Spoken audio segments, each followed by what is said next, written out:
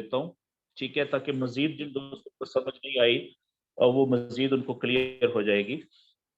कि मैंने ये कहा था कि जो डाइवर्जेंस है वो उसका मतलब है डिफरेंस, इख्तलाफ, ठीक है। चार्ट कोई भी हो, चले ये गोल्ड का चार्ट है तो मैं कोई नया चार्ट ओपन कर लेता हूँ करेंसीज के पेयर्स का।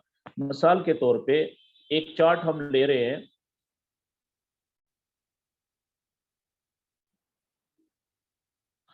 कोई भी करेंसी के पेयर्स का चार्ट ले लेते हैं।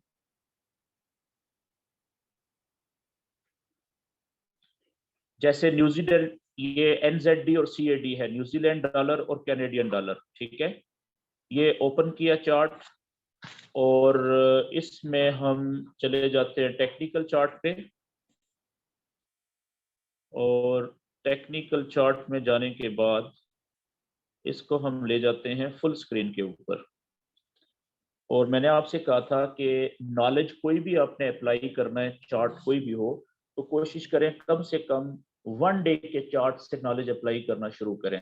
कि पहले 1 डे का, उसके बाद उसी के अंदर 4 घंटे का, उसी के अंदर 1 घंटे का, उसी के अंदर 30 मिनट का। इसे हम कहेंगे मल्टी टाइम फ्रेमिंग। जब ट्रेड लेनी है तो ट्रेड हमेशा 30 मिनट से शुरू करें, छोटे चार्ट से, कि उसके मुताबिक, क्योंकि वो रेजिस्टेंस या जो सपोर्ट होती है वो जल्दी टूटती है ना, सबसे पहले कमजोर होती है, वहां से ऊपर की तरफ जाएं। तो ये लें जी, चार्ट हमारे सामने आ गया और मैंने इसको फुल स्क्रीन पे कर लिया, 1 डे का चार्ट ओपन कर लिया, ठीक है।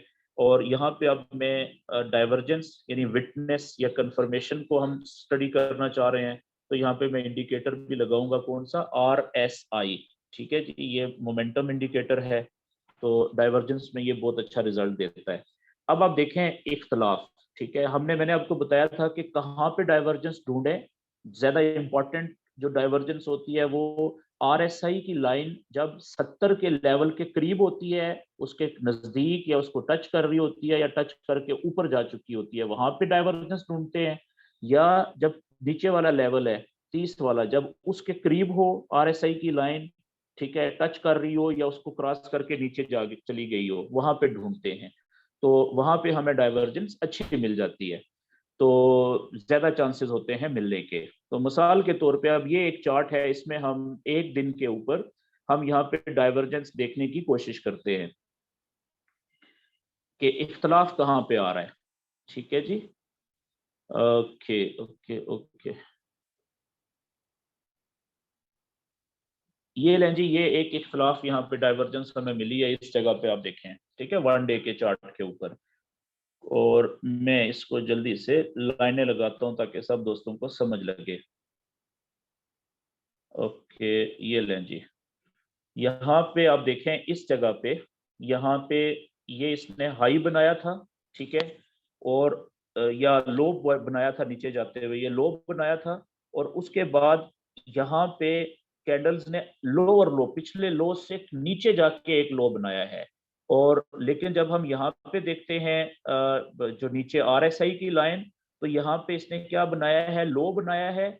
और लो के बाद जहाँ पे कैंडल्स ने अगला लोअर लो पिछले लो से बहुत नीचे जाके बनाया, तो आप यहाँ पे देखें RSI की लाइन ने पिछले लो से ऊपर जाके हाई बनाया है, ठीक है ना। तो ये डाइवर्जेंस आ गई, तो इसको आप यहाँ से अगर इस तरीके से लाइन ड्रॉ करेंगे, ठीक है, तो ऊपर की जो कैंडल्स हैं वो नीचे जा रही हैं, ये लाइन देखें इसकी डायरेक्शन नीचे की तरफ है। लेकिन जो डाइवर्जेंस वाली लाइन है सेम इन्हीं जगहों के ऊपर, वो लो पॉइंट बनाने के बाद ऊपर जाके क्लोज हुई है, ये देखें, ठीक है, ये इसने हाई बनाया है, तो इसकी लाइन की डायरेक्शन ऊपर की तरफ है। तो अब ये कैंडल्स क्या बता रही हैं, कैंडल्स बता रही हैं, ये दिखा रही हैं कि ये तो मार्केट नीचे गिर रही है, नीचे जा रही है, बेयरिश ट्रेंड में जा रही है। लेकिन RSI ने यहाँ पे क्या बता दिया इस पॉइंट के ऊपर, कि बेशक कैंडल्स नीचे जा रही हैं, लेकिन नीचे जाने की जो रफ्तार है कैंडल्स की, वो काफी कमजोर हो चुकी है, अब किसी भी वक्त ये वापस ऊपर मुड़ना शुरू हो सकती है। तो आप देखें कि या इसके बाद जैसे ही उसने ये डाइवर्जेंस शो की, इसके बाद देखें थोड़ी देर के बाद एकदम से कैंडल्स ऊपर चली गई यहाँ से। तो आप देखें कि ये वाली जो बाय की ट्रेड थी यहाँ से, जिसने डाइवर्जेंस के ऊपर लिया, तो उसको कितना प्रॉफिट मिल गया, ठीक है। इससे पहले देखें कितना नीचे जा रही थी। अच्छा, इसी तरीके से आप यहाँ पे आप देखें इस जगह के ऊपर, ये भी आपको डाइवर्जेंस थोड़ी सी मिल रही है इस जगह के ऊपर, यहाँ पे मैं फिर लाइनें लगाता हूँ। तो ये प्रैक्टिस का काम है जी, जितनी ज्यादा प्रैक्टिस करेंगे उतनी आपकी ग्रिप बनेगी। ये देखें, ये पिछला लो बनाया था कैंडल्स ने नीचे जाते हुए, उसके बाद अगला जो लो है आप देखें वो कितना नीचे जाके बनाया है। ठीक है, ये चले तीनों पॉइंट्स को मैं कनेक्ट कर देता हूँ। ये देखें, पहला लो, अगला लो उससे भी नीचे, उससे अगला लो उससे भी नीचे। अब एग्जैक्ट इन्हीं जगहों के ऊपर आप देखें कि जो आरएसआई की लाइन है वो क्या कह रही है। ठीक है, और इसी लाइन को हम नीचे ले आते हैं यहां से। अब देखें ये वाली लाइन है, ये जगह है, ये पहला आप इसको लो समझ लें, आरएसआई का जो लो है, इसके बिल्कुल सामने। ठीक है, नहीं थोड़ा सा नीचे टेढ़ा है, ये लें जी। अब देखें कि यहाँ पे ऊपर वाली जो कैंडल्स वाली लाइन है वो कितनी स्पीड से नीचे जा रही है। ठीक है, लेकिन आरएसआई वाली जो लाइन है वो पहला पॉइंट के बाद दूसरा पॉइंट थोड़ा सा नीचे है, लेकिन तीसरा पॉइंट आप देखें उस दूसरे से भी ऊपर चला गया है। तो कहने का मतलब यह है कि उतना जो स्ट्रेंथ थी, अगर आप इसको तीनों पॉइंट्स को कनेक्ट करें ना नीचे आरएसआई के लाइन के, तो वो कुछ इस तरीके से बनेंगे। तो ये भी आपको एक इंडिकेशन दे रहा है कि आहिस्ता आहिस्ता नीचे से ऊपर की तरफ उठना शुरू हो रही है। ठीक है, किसी भी वक्त मार्केट ऊपर उठ सकती है। ये देखें, यहाँ से एकदम से बाय की ट्रेड में फिर ऊपर उठना शुरू हो गई है। अच्छा जी, अब इसमें हम थोड़ा सा पीछे चलते हैं जी। एक चीज तो ये आपको पता चल गया कि आपने जो डाइवर्जेंस ढूंढनी है वो कहाँ पे देखनी है। ठीक है, डाइवर्जेंस हमेशा हम देखते हैं जो आरएसआई का 70 का लेवल होता है उसके आसपास, या आरएसआई का जो 30 का लेवल होता है उसके आसपास। आसपास से मुराद उसके करीब या उससे थोड़ा सा दूर नीचे की तरफ। ठीक है, वहां पे हम डाइवर्जेंस ढूंढने की कोशिश करते हैं। अच्छा, इसी तरीके से मैं आपको बताना चाहता हूं कि डाइवर्जेंस जो है वो दो तरह की होती है। डाइवर्जेंस की कितनी किस्में हैं जी? दो तरह की। एक डाइवर्जेंस होती है बड़ी, ठीक है, और एक डाइवर्जेंस होती है छोटी। ये छोटी और बड़ी डाइवर्जेंस क्या होती है मैं यहाँ पे लिख देता हूं ताकि आप सब दोस्तों के लिए आसानी हो जाए। डाइवर्जेंस की दो किस्में हैं। एक, ठीक है, रेगुलर डाइवर्जेंस, रेगुलर जिसको आप क्लासिक भी कहते हैं, मुख्तलिफ नाम है इसके, रेगुलर या क्लासिक डाइवर्जेंस। डाइवर्जेंस उर्दू में इसको शॉर्ट में आप कह लें बड़ी डाइवर्जेंस। ऐसी डाइवर्जेंस जो कि बहुत बड़ी होती है, बड़ी बड़ी डाइवर्जेंस।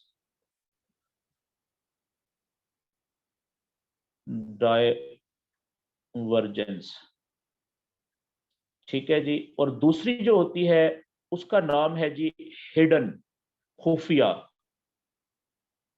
ठीक है, हिडन डाइवर्जेंस। ठीक है जी, और उर्दू में इसको आप कह लें छोटी डाइवर्जेंस, ये छोटी होती है, छोटी डाइवर्जेंस। ठीक हो गया जी यहां तक बात? अच्छा, अब मैं थोड़ा सा आपको कंसेप्ट समझाने लगा हूं। ठीक है, क्योंकि ये मालूम करना कि इस वक्त जो डाइवर्जेंस हमें मिली है उस वो छोटी डाइवर्जेंस है यानी हिडन डाइवर्जेंस है, खुफिया, या बड़ी डाइवर्जेंस है जिसे रेगुलर या क्लासिक डाइवर्जेंस कहते हैं, ये हमें कैसे पता चलेगा? ये पता चलाने के लिए जरूरी ये है कि हमें डाइवर्जेंस का कंसेप्ट पता हो पहले। मैं वापस वाइड स्क्रीन के ऊपर जाता हूं अपनी पे और अब कोशिश करता हूं कि जो मुझे समझ है डाइवर्जेंस की, तो मैं आपको वो आसान लफ्जों में बताने की कोशिश करता हूं। अब देखें, मिसाल के तौर पे मैंने आपको पहले बताया था कि जो डाइवर्जेंस है ना, ये बेसिकली एडवांस चीज है। ठीक है, ये उनको समझ आएगी जिनकी प्रैक्टिस, जिनकी अंडरस्टैंडिंग या समझ चैनल्स के ऊपर सपोर्ट एंड रेजिस्टेंस के लेवल बनाने के ऊपर बड़ी अच्छी बन चुकी है, जिन्होंने अच्छी खासी तो महारत हासिल कर ली हुई है प्रैक्टिस कर करके। ठीक है ना, उनको बड़ी अच्छी समझ आएगी ये, और वो इससे बहुत फायदा उठा सकते हैं। वो देखें मैंने ये बात क्यों की थी कि देखें, मिसाल के तौर पे एक चैनल बनाया हुआ है आपने। अब देखिएगा, एक चैनल आपने बनाया हुआ है, वो चैनल है जी बुलिश मिसाल के तौर पे, और उसके अंदर वेव चलना शुरू हुई है लो से, ये वेव चल रही है बुलिश वेव, कुछ ये पैटर्न है वेव का। ठीक है, अब ये लो पॉइंट है, ये हाई पॉइंट है और ये हायर लो है। अब देखें कि ये मैं बार बार यही टर्म्स यूज हो रही हैं, लो कहाँ पे है, हाई कहाँ पे है, हायर लो कहाँ पे है, हायर हाई कहाँ पे है, ठीक है ना। तो इसका मतलब है कि जब तक आप फॉरेक्स ट्रेडिंग करते रहेंगे ये चीजें आपने बार बार यूज करनी है। तो ये कोई रॉकेट साइंस नहीं है, बड़ी सिंपल सी चीजें हैं। और ये नीचे हायर लो है।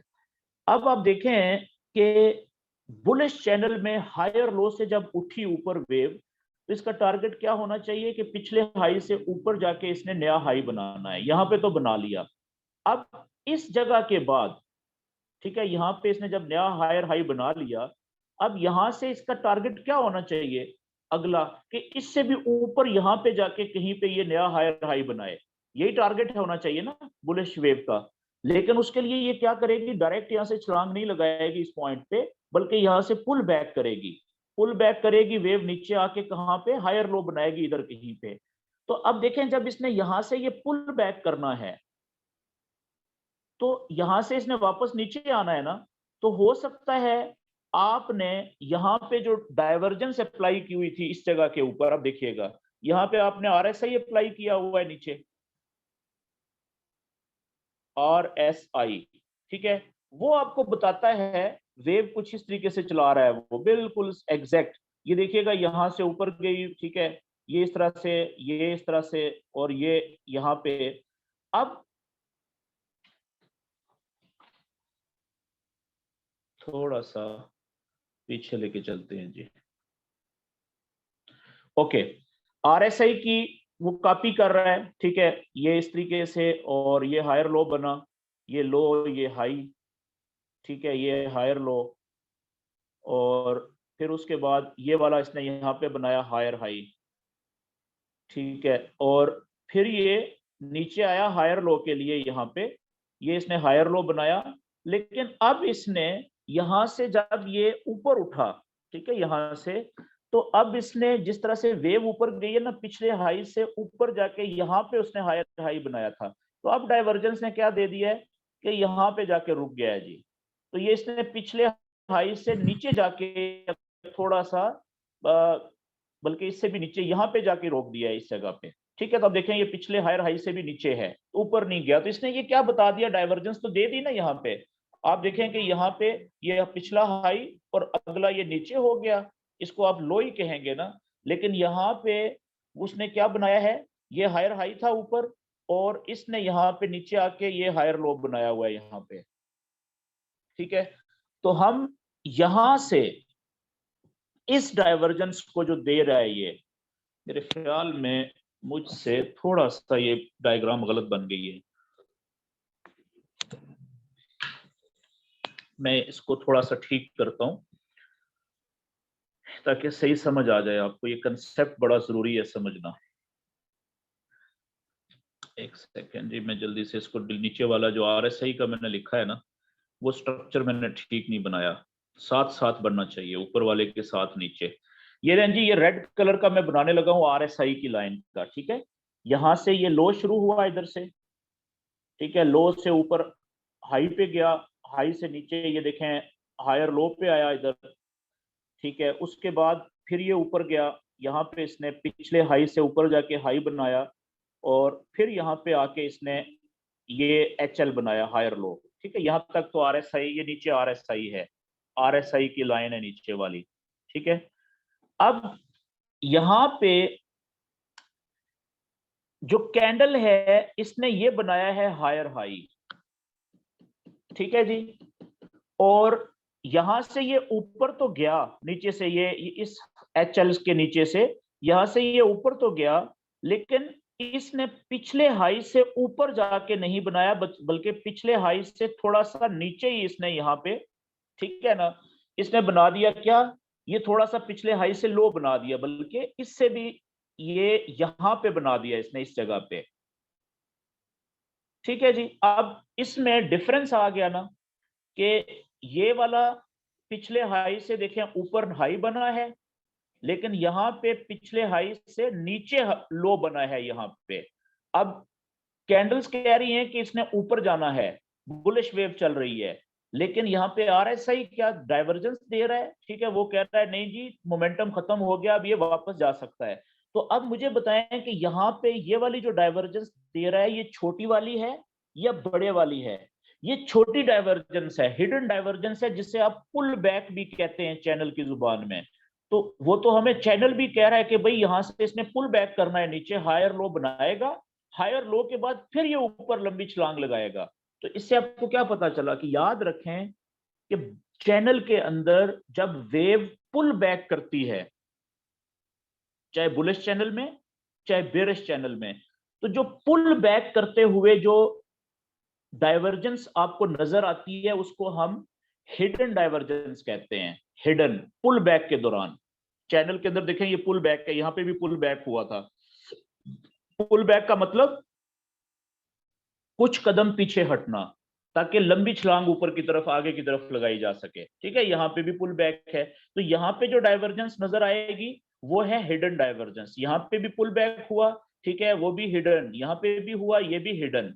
तो ऐसी डाइवर्जेंस जो पुल बैक के अंदर नजर आती है आपको, पुल बैक करते हुए बड़े चैनल में, उसको हम हिडन डाइवर्जेंस कहते हैं। तो हिडन डाइवर्जेंस में नॉर्मली ट्रेड नहीं ली जाती, हिडन डाइवर्जेंस, ठीक है। मैं लिख देता हूं कि या छोटी डाइवर्जेंस, ठीक है। छोटी डाइवर्जेंस में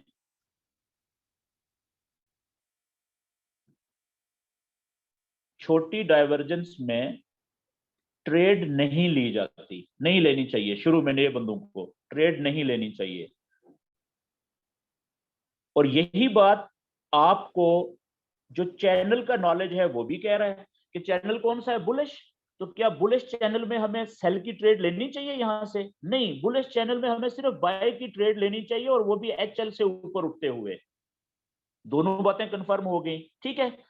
अब अगर यही डाइवर्जेंस मिसाल के तौर पे यहां से ये चैनल आया था नीचे, वेव नीचे आई थी, और ये हायर लो पे रुकने की बजाय इसने यहां से ब्रेकआउट कर दिया नीचे की तरफ, ब्रेकआउट चैनल को तोड़ा, ब्रेकआउट के बाद यहाँ पे रीटेस्टिंग की, रीटेस्टिंग के बाद नीचे प्रीवियस लो को तोड़ के नीचे चली गई। तो अब यही हिडन डाइवर्जेंस जो थी उसी के मुताबिक मार्केट ने नीचे की तरफ तोड़ा है ना। तो अब यही हिडन डाइवर्जेंस कौन सी डाइवर्जेंस बन जाएगी? अब इसी डाइवर्जेंस को हम कहेंगे कि ये बड़ी डाइवर्जेंस बन गई है, यानी रेगुलर डाइवर्जेंस में तब्दील हो गई है छोटी डाइवर्जेंस, ठीक है जी। रेगुलर या क्लासिक डाइवर्जेंस इसको कहेंगे, क्लासिक डाइवर्जेंस, ठीक है जी। अब इसको उर्दू में आप क्या कहेंगे? बड़ी डाइवर्जेंस बन गई है। अब ये छोटी डाइवर्जेंस नहीं रही, अब ये बड़ी डाइवर्जेंस बन गई है, ठीक है। इस बड़ी डाइवर्जेंस जैसे ही ये मिले, इसके ऊपर बड़ी जबरदस्त ट्रेड मिलती है, ज्यादा प्रॉफिट वाली। ये हो गया डाइवर्जेंस की जुबान में, ठीक है। अब ये जिसने चैनल बनाया हुआ था, तो चैनल नीचे की तरफ ब्रेकआउट हुआ, रीटेस्टिंग हुई, रीटेस्टिंग के बाद जो ब्रेकआउट का प्रीवियस लो था, जैसे ही उसको कैंडल ने नीचे की तरफ तोड़ा, तो जो आदमी डाइवर्जेंस लेके नहीं भी बैठा हुआ था, तो उसने यहां से सेल की ट्रेड लेनी है ना, क्योंकि ये बेरिश ब्रेकआउट, रीटेस्टिंग जेन्युइन, और दड़म नीचे जनाब यहां से ट्रेड ले ली, कौन सी? सेल की ट्रेड, ठीक है। लेकिन जिसने डाइवर्जेंस लगाई हुई थी उसने यहां से पकड़ी है ट्रेड, ठीक है। उसकी ट्रेड वो काटी ही नहीं है, उसने नीचे आई, ब्रेकआउट हुआ, रीटेस्टिंग का वेट किया, अभी देखें उसकी डाइवर्जेंस वाले बंदे ने यहां से ट्रेड पकड़ी हुई है सेल की, ठीक है। कि चलें यहां तक तो आए आएगी, अगर ब्रेकआउट हो गया तो यही ट्रेड हमारी कितनी ज्यादा नीचे चली जाएगी प्रॉफिट में, ठीक है। तो अब आपको थोड़ा सा पता चल गया कि जो डाइवर्जेंस की दो किस्में होती हैं, इसमें लोग बहुत ज्यादा कंफ्यूज होते हैं। मैंने आपको सिंपल तरीके से बताने की कोशिश की है कि आपने चैनल बनाया हुआ है, ठीक है, मिसाल के तौर पे एक बेरिश चैनल आपने बनाया हुआ है, एक चैनल है कुछ इस तरीके से, ये देखें बेरिश चैनल बना हुआ है।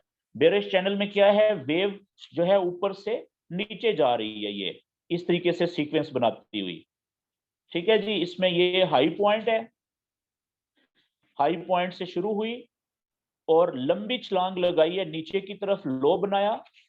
अब यहां से पुल बैक किया है इसने, कुछ कदम पीछे हटना है, पुल बैक करना है ऊपर की तरफ, क्यों? ताकि मजीद लंबी छलांग यहां से नीचे लगा सके और पिछले लो से नीचे जाके नया लो बना सके, जिसे हम लोअर लो कहेंगे। तो ऊपर जो इसने पिछले हाई से निचला जो हाई बनाया है, इसको हम लोअर हाई कहेंगे, ठीक है। फिर ये नया लो बन गया नीचे, इसके बाद फिर इसने ऊपर कुछ कदम पीछे हटना है, वेव ने हम पढ़ चुके हुए हैं सीक्वेंस, ठीक है, और पुल बैक करना है, ठीक है, यहाँ पे रुकना है, पिछले लो से नीचे नया लो बनाना है जिसे हम लो और हाई कहेंगे, और यहाँ से इसने लंबी छलांग नीचे की तरफ लगानी है ताकि पिछले लो से नीचे जाके एक नया लो और लो बन सके। ये लें जी, बन गया। तो अब इसमें देखें कि अगर डाइवर्जेंस यहाँ पे ये एरियाज है ना जो पुल बैक वाले हैं, तो यहाँ पे डाइवर्जेंस तो वो देगा आपको, ठीक है, RSI इन जगहों के ऊपर, लेकिन आपने इस डाइवर्जेंस को कौन सी डाइवर्जेंस समझनी है, इसको आपने हिडन डाइवर्जेंस या छोटी डाइवर्जेंस समझना है, ठीक है जी। और ये किस तरीके से बनेगी, यहाँ पे देखें नीचे में RSI का अब अप्लाई करने लगा हूं, इसको हम चार्ट के ऊपर भी लेके जाएंगे, इसके बाद कंसेप्ट समझ आना जरूरी होता है। तो RSI का जब आप लाइन लगाएंगे, ठीक है, अप्लाई करेंगे, तो वो कुछ इस तरीके से दे रहा होगा, ये देखें कि ये ऊपर हाई बना, ठीक है जी, हाई से नीचे यहाँ पे लो बना, बिल्कुल उसी तरीके से पैटर्न वही है, ठीक है, ये हाई था, और उसके बाद यहाँ पे आप देखें कि पुल बैक करने के बाद हाई से नीचे लोअर हाई बना है ना, हाई से नीचे, तो यहाँ पे क्या होगा कि ये हाई से ऊपर जाके एक नया हाई बना देगा, इसको हम पिछले हाई से ऊपर एक नया हाई कहेंगे। अब आप देखें डाइवर्जेंस क्रिएट हो गई है यहाँ पे, अब ऊपर ये हाई, ठीक है, ये वाला हाई कैंडल बता रही है कि इसने ऊपर से नीचे की तरफ जा रहा है, लेकिन RSI का जो लाइन है वो बता रही है कि पिछला नीचे पॉइंट बना था, अगला पॉइंट उससे ऊपर बन गया, तो ये लाइन की डायरेक्शन ऊपर की तरफ है, ठीक है जी। तो अब यहाँ पे डाइवर्जेंस के मुताबिक, RSI के मुताबिक, इस वेव को यहां से ऊपर की तरफ जाना चाहिए, ठीक है ना। तो ये जब तक पुल बैक में ये डाइवर्जेंस है तो उस वक्त तक आप इसको हिडन समझेंगे, जैसे ही ब्रेकआउट होगा चैनल, ठीक है, और रीटेस्टिंग हो जाए तो वही हिडन जो है वो बड़ी डाइवर्जेंस में तब्दील हो जाएगी। अब मेरे ख्याल में थ्योरी इतनी काफी है, अब जल्दी से मैं इसको चार्ट के ऊपर लेके जाता हूं ताकि वहां पे हम अप्लाई करते हैं और फिर हम आगे बढ़ते हैं। मिसाल के तौर पे यहाँ पे हम कोई चैनल बनाते हैं, ठीक है जी। अब आप देखें कि इस जगह के ऊपर, अच्छा जरूरी नहीं है कि 1 डे के ऊपर आप डाइवर्जेंस ढूंढें, आप 4 घंटे पे भी ढूंढ सकते हैं, अगर एक 1 डे के ऊपर नहीं मिल रही तो 4 घंटे पे ढूंढें, उस पे मिल जाएगी, अगर 4 घंटे पे नहीं मिल रही तो 1 घंटे पे ढूंढेंगे, उस पे मिल जाएगी, ठीक है। तो आप 30 मिनट पे भी डाइवर्जेंस ढूंढ सकते हैं। तो अब इसमें जब आप चैनल बनाएंगे, मिसाल के तौर पे कि आप यहां से एक चैनल बनाते हैं जी, हम लाइव मार्केट में, ये चैनल कौन सा चल रहा है अभी 1 डे के चार्ट के ऊपर, ये यहां से लेके, ठीक है, यहां से तो एक बना था बेरिश, ठीक है, और उसके बाद यहां से लेके अभी फिर एक बेरिश चैनल में ही मार्केट मूव कर रही है। तो मैं ये चैनल इस तरीके से बनाऊंगा, यहाँ पे सिंपल इसकी मैं ब्लैक कलर की लाइनें कर देता हूँ, ठीक है, यहां से ये निचली लाइन, हालांकि मुझे बेरिश में पहले ट्रेंड लाइन, ऊपर वाली लाइन पहले बनानी चाहिए थी, खींचनी चाहिए थी, ओके, मैं यहां से, ये कुछ इस तरीके का चैनल है जी इस वक्त, ठीक है, जिसमें ये मार्केट चल रही है, ये ले, ये मैंने बेरिश चैनल बन गया, ठीक है। अब इसमें आप देखें कि, अब आप देखें कि ये जो हिडन डाइवर्जेंस हमें मिली है यहाँ पे, ये वाली डाइवर्जेंस, ये कौन सी है, चैनल कौन सा है चल रहा है जी, चैनल चल रहा है बेरिश। बेरिश चैनल में ये देखें, हाई, हाई पॉइंट, हाई से लो, लो से लोअर हाई, लोअर हाई से लोअर लो। अब यहां से इसने यहां तक तो वैसे भी पुल बैक करके ऊपर जाना है ना लोअर हाई बनाने के लिए, तो पुल बैक करने से पहले हमें ये डाइवर्जेंस नजर आ गई है, तो इसको हम कौन सी डाइवर्जेंस कहेंगे, क्योंकि ये चैनल के अंदर वेव जब पुल बैक करने जा रही है, नीचे जाते हुए जो ऊपर उठ रही है लोअर हाई बनाने के लिए, ये हिडन डाइवर्जेंस है। लेकिन यही हिडन डाइवर्जेंस अगर ये चैनल तोड़ के यहां से रीटेस्ट करके ऊपर की तरफ और यहां से ऊपर की तरफ निकल जाती, तो फिर यही जो हिडन थी ये रेगुलर में यानी बड़ी डाइवर्जेंस में बन जानी थी। इसका फायदा क्या होना था कि जिस आदमी ने यहां से बाय की ट्रेड ली थी इस डाइवर्जेंस की वजह से, और अगर यहाँ पे नहीं काटी उसने, वेट करता रहा, ब्रेकआउट किया, ब्रेकआउट के बाद रीटेस्ट करके बाद ऊपर निकल गई, तो आप देखें वही छोटी सी ट्रेड उसकी कितने बड़े प्रॉफिट में चली गई है। ठीक है जी। तो यहाँ पे ये वाली जो डाइवर्जेंस है ये कौन सी है, ये हिडन है। क्यों? क्योंकि चैनल के अंदर वेव चल रही है और उसके अंदर वेव ने जहां से पुल बैक करना है या रिट्रेसमेंट करनी है, वहां पे उससे पहले इसने ये दे दिया डाइवर्जेंस, तो इसका मतलब है ये हिडन है। ठीक है। अब कोई और हम जहां पे चैनल ब्रेक हुआ हो, ठीक है, उसको हम जरा ढूंढने की कोशिश करते हैं जल्दी से। ओके जी, यहाँ पे हम अब देखिएगा इस जगह के ऊपर, ठीक है, ये एक चैनल था कुछ इस तरीके से। पहले चैनल बनाते हैं।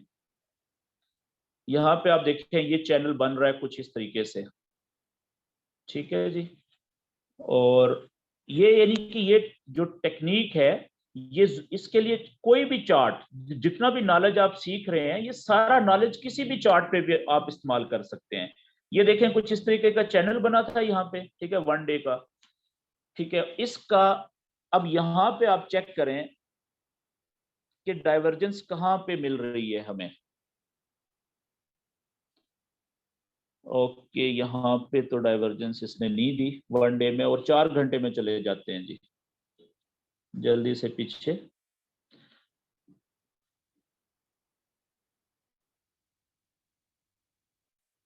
हाँ जी, ये आप देखें इस जगह के ऊपर 4 घंटे में यहाँ पे ये लो पॉइंट बना कैंडल का। उसके बाद कैंडल्स ने अगला पॉइंट देखें कितना पिछले से हाई पॉइंट बनाया है, ठीक है। लेकिन नीचे यहाँ पे आप चेक करें कि उसी जगह के ऊपर जो हमारा आरएसआई की लाइन है, उसने, ये आप देखें इस जगह से अगला हाई नहीं बनाया, बल्कि पहले से नीचे जाके उसने ये पॉइंट बनाया। ये देखें लाइन की डायरेक्शन ऊपर से नीचे की तरफ है हल्की सी, ठीक है जी। और यहाँ पे इसने क्या बनाया है, आप देखें ये लो था चार्ट के ऊपर, कैंडल्स ने ये लो था ये वाला, और इसको यहां तक आप देखें कितना ऊपर जाके इसने हाई पॉइंट बनाया है, ठीक है। ये यहाँ पे जाके ये देखें, ये ऊपर जो कैंडल्स क्या शो कर रही हैं कि लो, ये अगर ये लो था तो ये हाई पॉइंट बनाया ऊपर जाके, कैंडल्स का अगला कितना ऊपर जाके बनाया, नीचे से ऊपर जा रही है। और मोमेंटम क्या बता रहा है आरएसआई का डाइवर्जेंस, कि वो कह रहा है पहला पॉइंट तो ठीक था, लेकिन दूसरा जो पॉइंट है, कैंडल्स तो ऊपर चली गई है लेकिन आरएसआई की लाइन पिछले पॉइंट से ऊपर नहीं जा रही, बल्कि वो तो नीचे ही रुक गई है, डाइवर्जेंस दे दी है इसने। तो मार्केट अब मूव किधर करेगी, किधर चांसेस हैं, जिधर ये बता रहा है कि भाई ऊपर नहीं नीचे की तरफ जाएगी। लेकिन हमने चैनल बनाया हुआ था, हमें पता चल गया कि यहां से ये हिडन डाइवर्जेंस है क्योंकि पुल बैक है, ठीक है, या वापस यहां से लेके चैनल के अंदर ये रेजिस्टेंस की लाइन है, सपोर्ट की लाइन, देखना है कि इसको तोड़ के जाएगी तो फिर यही रेगुलर बनेगी, वरना ये हिडन डाइवर्जेंस है। समझ, ठीक है जी। तो इससे चैनल से हम यहाँ पे आराम से ट्रेड से निकल गए। जब हमने देखा कि ये ब्रेकआउट नहीं किया, इसने नीचे की तरफ वापस ऊपर जा रही है, प्रॉफिट कम कर रही है, तो हम थोड़ा ट्रिप जो है वो प्रॉफिट लेके निकल गए हैं, ठीक है। अच्छा, इसी तरीके से आप आगे भी देखें। अब यहाँ पे अगर आप देखें तो एक जगह, मेरे ख्याल में ये अब काफी हो गया आपके लिए, कंसेप्ट समझ हो आ गया है, ठीक है। जिसको नहीं समझ आएगा वो अगले जो सेशंस होंगे बाकी ग्रुप्स के उसमें आ जाइएगा, या एक कोई कुछ दिनों के बाद अगर 15-20 लोग इकट्ठे हो गए आप में से, तो हम स्पेशल एक टॉपिक कर लेंगे डाइवर्जेंस का। आज के लिए मेरे ख्याल में इतना काफी है, क्योंकि हमने और बड़े इंपॉर्टेंट टॉपिक कवर करने हैं। ओके जी, अब हम आगे चलते हैं जी। अगला जो हमारा सेशन है, अगला जो हमारा टॉपिक है उसके ऊपर, उससे पहले मैं जरा गोल्ड की खबर ले लूं। ओके, गोल्ड साहब जो हैं वो कहाँ से वापस आए हैं। ओके जी,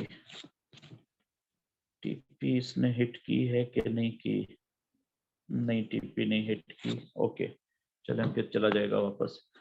तो अब हम आज जो टॉपिक शुरू करने वाले हैं जी, क्योंकि आज हमारा आखिरी सेशन है, तो मैंने आपको याद होगा शुरू में बताया था, जब हम शुरू कर रहे थे टेक्निकल नॉलेज जो सीखना, मैंने आपको बताया था कि फॉरेक्स के अंदर जो नॉलेज है ना, वो 2 तरह का होता है, ठीक है। फॉरेक्स के अंदर जो नॉलेज है, इल्म है, वो 2 तरह का है, ठीक है। पहला जिसे हम कहते हैं टेक्निकल नॉलेज, जो फॉरेक्स का इल्म है, नॉलेज है, वो दो तरह का है। ठीक है, पहला टेक्निकल, जो हम सीख चुके हैं ज्यादातर। ठीक है जी, टेक्निकल नॉलेज।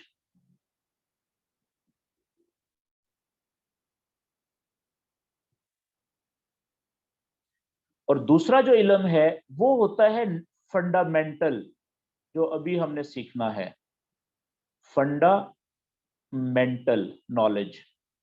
जो फंडामेंटल नॉलेज है ना, फंडामेंटल फॉरेक्स में कहते हैं खबरों को, न्यूज को, खबरें,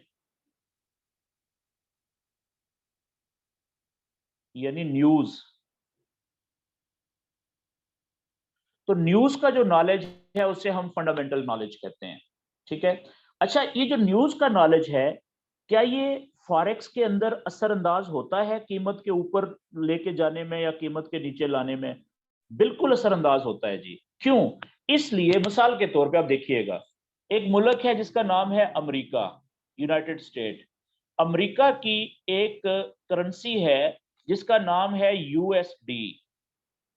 ठीक है जी।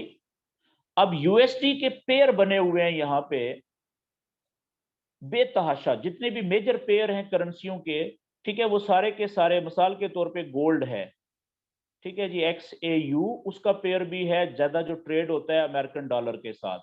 इसके अलावा बाकी जो मेजर करेंसियों के पेयर हैं, ठीक है, यूरो यूएसडी हो गया,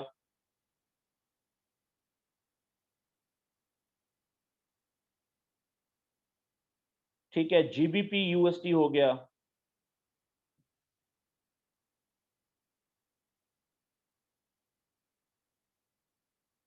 USD CHF, इस तरह से USD वाले जितने भी पेयर हैं, ठीक है ना, और बेताशा नाम है पेयर्स के। अब मिसाल के तौर पे अमेरिका के अंदर जो अमेरिकन डॉलर का की कोई खबर आती है, अमेरिका का जो सेंट्रल बैंक है, ठीक है ना, जिसको हम फेड बैंक कहते हैं, फेड, अमेरिका का जो जैसे पाकिस्तान का सेंट्रल बैंक, उसका नाम है स्टेट बैंक ऑफ पाकिस्तान। तो पाकिस्तानी रुपए की कीमत को कंट्रोल करना, ऊपर नीचे, ठीक है, देखना मामलात को, वो कौन हैंडल करता है? स्टेट बैंक हैंडल करता है। तो इसी तरीके से किसी भी मुल्क की जो करेंसी होती है, उसको जो देख रहा होता है, सुपरवाइज कर रहा होता है, वो उस मुल्क का सेंट्रल बैंक कर रहा होता है। तो अमेरिका का जो सेंट्रल बैंक है उसका नाम है फेड बैंक। ठीक है जी, फेड, उसको फेड कहते हैं। ठीक है, फेड बैंक, आप वैसे मैं बैंक साथ लिख देता हूं, ये अमेरिका का सेंट्रल बैंक है। अब मिसाल के तौर पे अमेरिका का सेंट्रल बैंक की कोई खबर आती है, या अमेरिका के किसी और गवर्नमेंट के मईशत से रिलेटेड किसी इदारे की कोई खबर आती है, जिसकी वजह से, ठीक है ना, जो अमेरिका के ट्रेडर्स हैं उनको ये पता चलता है कि इस खबर के बाद तो अमेरिकी डॉलर मजबूत हो जाएगा, ये ऊपर जाना शुरू कर जाएगा। ठीक है, तो इसका क्या मतलब होगा इस खबर का? इस खबर का जो असर है वो सारे उन पेयर्स के ऊपर भी लाजमी पड़ेगा जिन जिन पेयर्स के अंदर फॉरेक्स में अमेरिकी डॉलर मौजूद है। ये देखें, यहाँ पे भी है, यहाँ पे भी है, यहाँ पे भी है। ठीक है, तो अब वो असर क्या होगा कि अमेरिका में जो खबर आई डॉलर की, उसका मतलब ये है कि डॉलर मजबूत हो रहा है, डॉलर ने ऊपर जाना है, जाना शुरू कर दिया है। तो डॉलर सिर्फ यहाँ पे नहीं ऊपर जाएगा, यहाँ पे भी डॉलर ऊपर जाएगा, ठीक है, यहाँ पे भी डॉलर ऊपर जाएगा, यहाँ पे भी डॉलर ऊपर जाएगा, यहाँ पे भी डॉलर ऊपर जाएगा। तो इसका मतलब क्या है कि जब किसी एक पेयर में, पेयर की एक करेंसी अगर किसी भी वजह से ऊपर जाना शुरू करे, तो इसका मतलब क्या होता है कि जो पेयर की दूसरी करेंसी है वो नीचे जाएगी। ठीक है जी, इसका अल्टीमेट ये मतलब होता है ना। ठीक है, तो इसलिए याद रखें कि दुनिया में जितने भी मुल्क हैं, ठीक है, खसूसन वो मुल्क जिनकी करेंसियां फॉरेक्स के अंदर पेयर्स में ट्रेड होती हैं ज्यादातर, ठीक है, मिसाल के तौर पे अमेरिका के बाद यूरो हो गया, ठीक है, EUR, आपको पता है ना, यूरो जो है वो पूरे यूरोपियन यूनियन की करेंसी है, यूरोपियन यूनियन, यूरोपियन यूनियन, जिसमें कुछ 30 32 या 35 मुल्क हैं यूरोप के, ठीक है, उनकी मुश्तरका करेंसी है ये। तो पूरे यूरोप का अलहदा से सेंट्रल बैंक है जिसका नाम है यूरोपियन सेंट्रल बैंक, ठीक है, उसका नाम है ECB, यूरोपियन सेंट्रल बैंक, उसकी कोई खबर आएगी, उसका असर होगा यूरो के ऊपर, तो उसकी वजह से फिर यूरो जहां जहां जिन जिन पेयर्स में मौजूद होगा उसके ऊपर असर पड़ेगा, वो ऊपर जाएगा या नीचे जाएगा। ठीक है, इसी तरीके से जैसे बर्तानिया है, ठीक है ना, बर्तानिया उसकी जो करेंसी है, ठीक है जी, वो है जी GBP, और इसके सेंट्रल बैंक का नाम है सेंट्रल बैंक ऑफ इंग्लैंड, यानी बैंक ऑफ इंग्लैंड। ठीक है, बैंक ऑफ इंग्लैंड, इसकी कोई खबर होगी, ठीक है, या गवर्नमेंट के, इंग्लैंड की गवर्नमेंट के किसी मईशत वाले इदारे की जो खबर होगी, उसका असर GBP के ग्रेट ब्रिटेन पाउंड के ऊपर पड़ेगा। ये ऊपर जाएगा या नीचे जाएगा, तो वो असर फिर लाजमी आपको पेयर्स में भी नजर आएगा। ठीक है, तो इसलिए याद रखें कि जो खबरें होती हैं, वो न्यूज जो होती हैं वो दो तरह की होती हैं। फॉरेक्स के अंदर जो न्यूज होती है ना, खबरें, फॉरेक्स की न्यूज,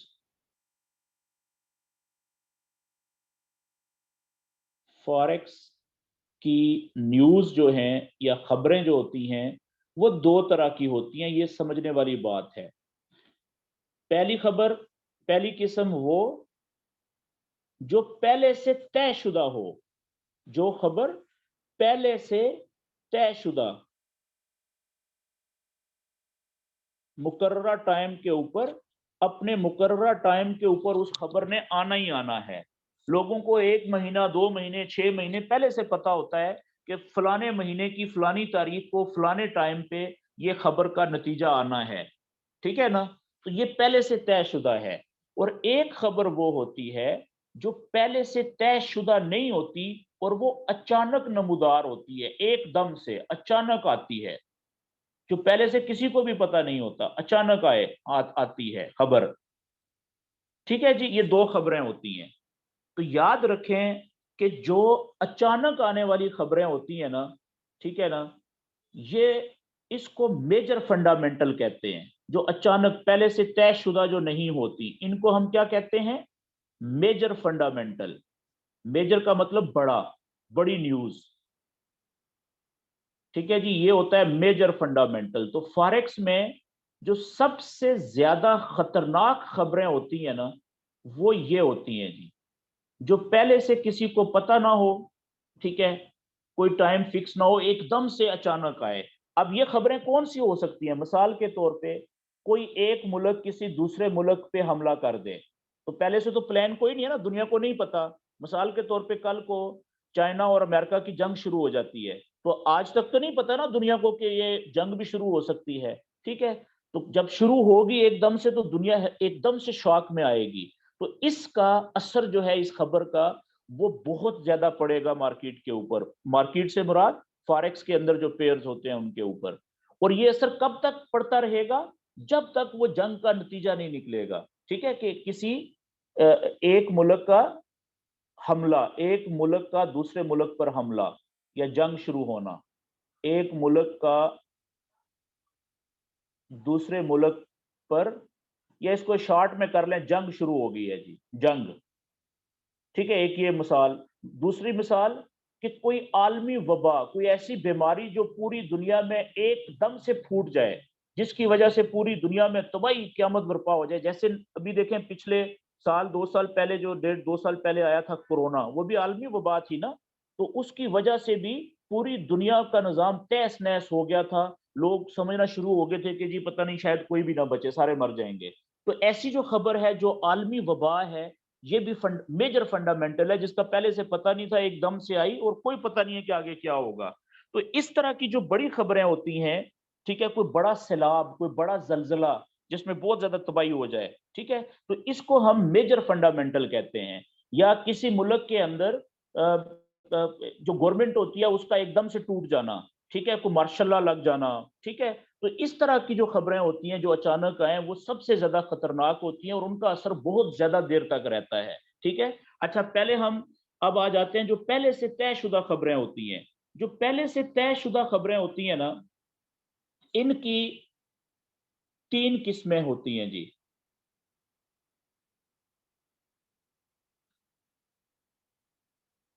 पहली जो किस्म है वो होती है छोटी खबर, जिसका असर ज्यादा नहीं होता, जिसको हम कहते हैं लो इम्पैक्ट, कम असर पड़ेगा जिसका, लो इम्पैक्ट न्यूज। खबर का असर क्या पड़ता है जी?